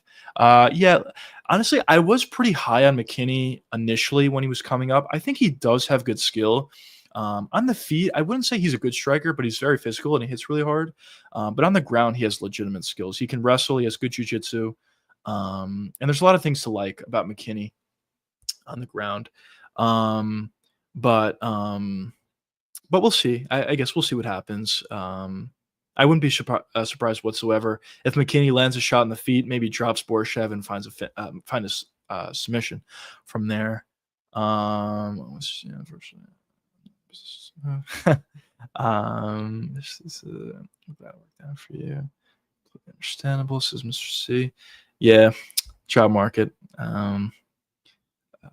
It's tough. But yeah, I mean, I'm hope everything goes well for all you guys, and I'm happy that that you were able to find another job overseas, Mr. C. Um, but yeah, so 317 should be good. Are we taking the over under at 1.5 eyelashes flying off just to get that space? I'm actually taking the under. I'll tell you why. Because I don't think she's gonna get hit that much. I actually think she's pretty good. Well, she's pretty good against, maybe some of the lower caliber fighters, possibly. Let's see how good she is. But against a girl like Rose, I think Rose is really good. So I don't think Tracy's on that level. But yeah, I think I'll take the under. It is really weird. Why do they fight with eyelashes? Kind of just weird. Just take the eyelashes out for 30 minutes. I don't know. I'm not. I guess I don't know that much about it, but it does kind of seem weird. What will be the fight of the night and performance of the nights? Fight of the night. Fight of the night. Let's see. I think there's going to be a lot of really good ones. So this is an interesting one. Fight of the night, I think, will be. I guess I'll kind of give a cop-out answer. Fight of the night, I'll say the main event. Topuria versus Oliveira. I don't see how that can't be an amazing fight. I think both of these guys are going to go forward. The only way that it's not fight of the night is if Ilya just gets a quick knockout. Like he lands the first shot that he lands, he finds a knockout. Then obviously it's not a fight of the night, but I think Oliveira is going to give some problems to Ilya, at least to an extent. So that's the fight of the night for me, although there's a lot of other good ones. Pantoja Kai Kara is going to be a good one. Van versus Royval is going to be a good one. Maybe even Lima versus Talbot's going to be a good one. Honestly, a lot of fights in the main card I think are going to be really good. So that's the fight of the night. Performance of the night, I'm going to say. Performance of the night, I'm going to say. I have two answers, and they're vastly different. Performance of the night, I'm going to say either Jacob Smith. Reason being is I think he's going to put a beating on Nico Price. I think he's actually really good on the feet as well as the wrestling. So I think we may see performance of the night out of him. The other guy that I think we may see performance of the night from is Joshua Van. Reason why I think that is because I think his pace and pressure is going to be huge. And also this is a huge step up for him. I think he's going to put on a really fun and exciting performance. And I wouldn't be surprised if it was a relatively dominant performance as well. So yeah, so I'll go with this. Fight of the night, main event, Ilya versus Charles. Performance of the night, Joshua Van. That's what I'm going with. What do you guys think for that? Mr. C says Jacob Smith would be alive for performance of the night if he was higher on the card. Yeah, I would agree with that. I do think we're going to see a really great performance from Jacob Smith. I'm very high on him going forward. And yeah, I think it's possible. How many? Well, they usually give out. I believe they give out 3 performance bonuses normally, so I'm expecting Jacob Smith to get a bonus. But yeah, but for the fight of the night, I think it's going to be the main event. But if I had to give a cop-out answer and I can give multiple answers, I'll say the main event, co-main event, and main event, co-main event, and Peyton Talbot versus Felipe and Lima. That's a lot of options, obviously. But those are the 3 fights that I think are going to be really good. I reckon Hyder Mila versus Delgado is fight of the night. And performance of the night will go to Taporia and either KKF or Pantoja, depending on who wins. That's fair. Actually, yeah, I think Hyder Emil versus Delgado is going to be a really good one as well. Two guys that go for it, two guys that hit really hard. And I could see them, taking shots and giving shots out and turn into a little bit of a war. I agree. That should be a really good one. And in terms of performance of the night, you'll go Taporia and either KKF or Pantoja, depending on who wins. That's fair as well. Yeah, I would say those are all really good picks. So yeah, that's good.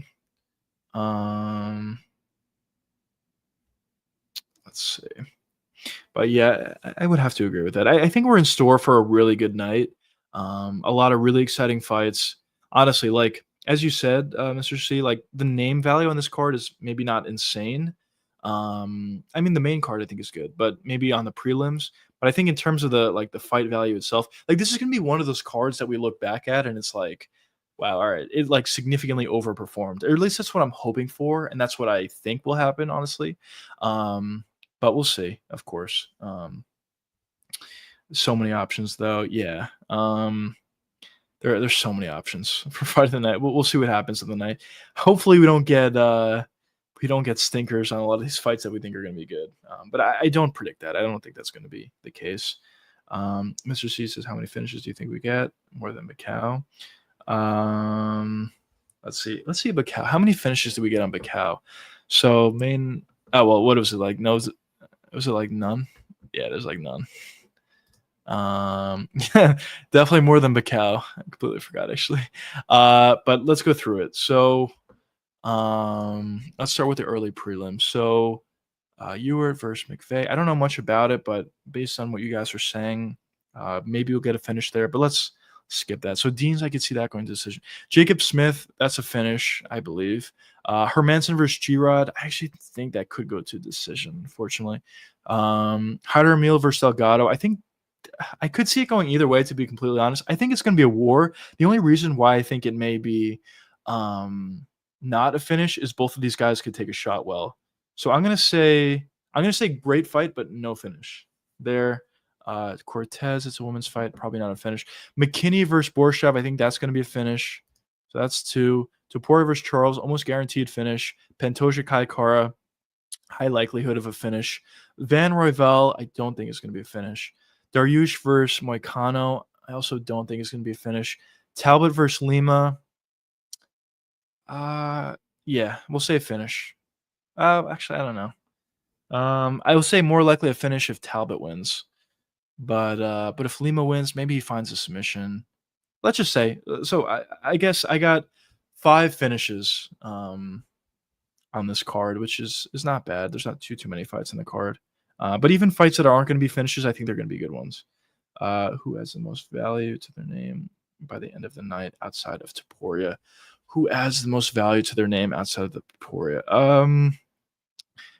I'll probably say. Okay, so I would say probably not Pantoja, just because.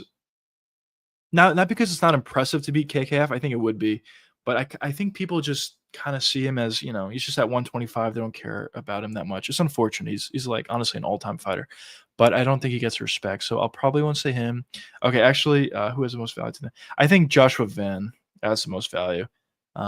He's currently number 11th ranked, I believe. And if he beats Brendan Royval, he's going to be the number 1 contender, and he's going to be next in line for a title shot. So if I had to say, I think Joshua Van would be. But there's other guys that I think can increase their value a lot by the end of the night.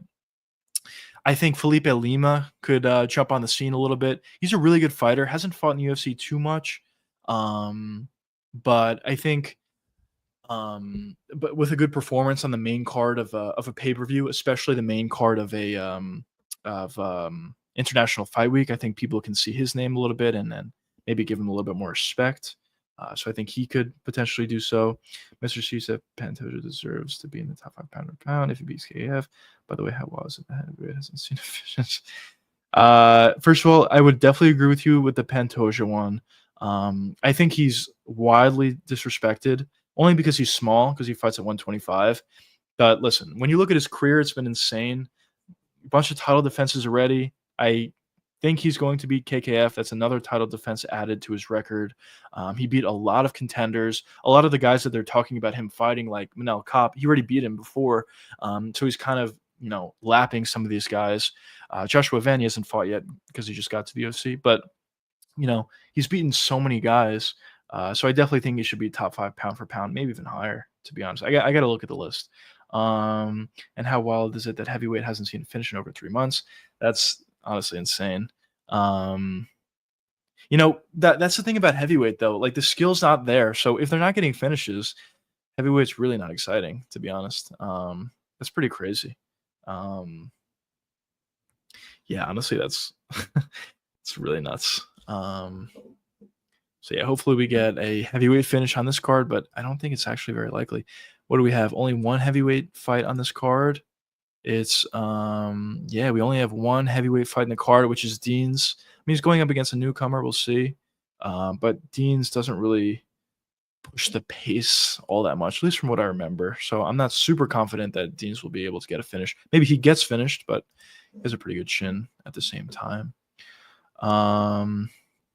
So we'll see what happens there. But yeah, definitely am excited about the card. Do think it's going to be a good one. How much from the heavyweight do you think goes to decision? How much for that heavyweight fight to go to decision? How much for that fight to go to decision?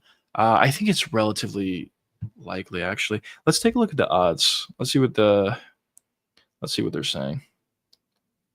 Let's take a quick look. Let's have this load.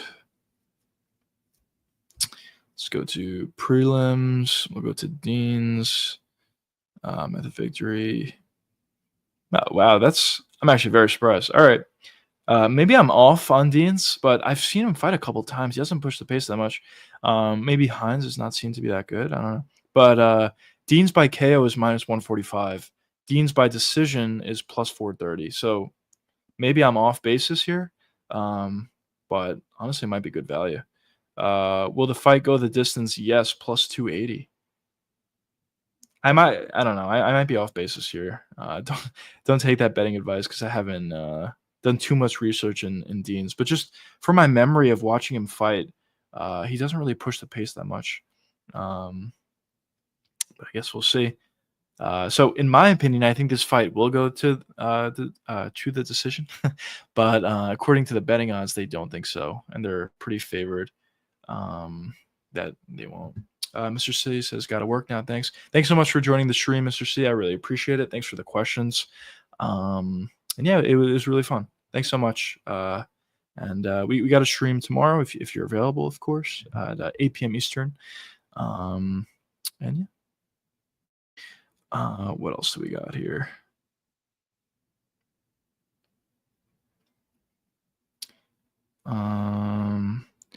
Yeah, I'm just getting a bunch of alerts. We have the NBA draft going on, so I'm just checking that out quickly. We got some trades, some selections.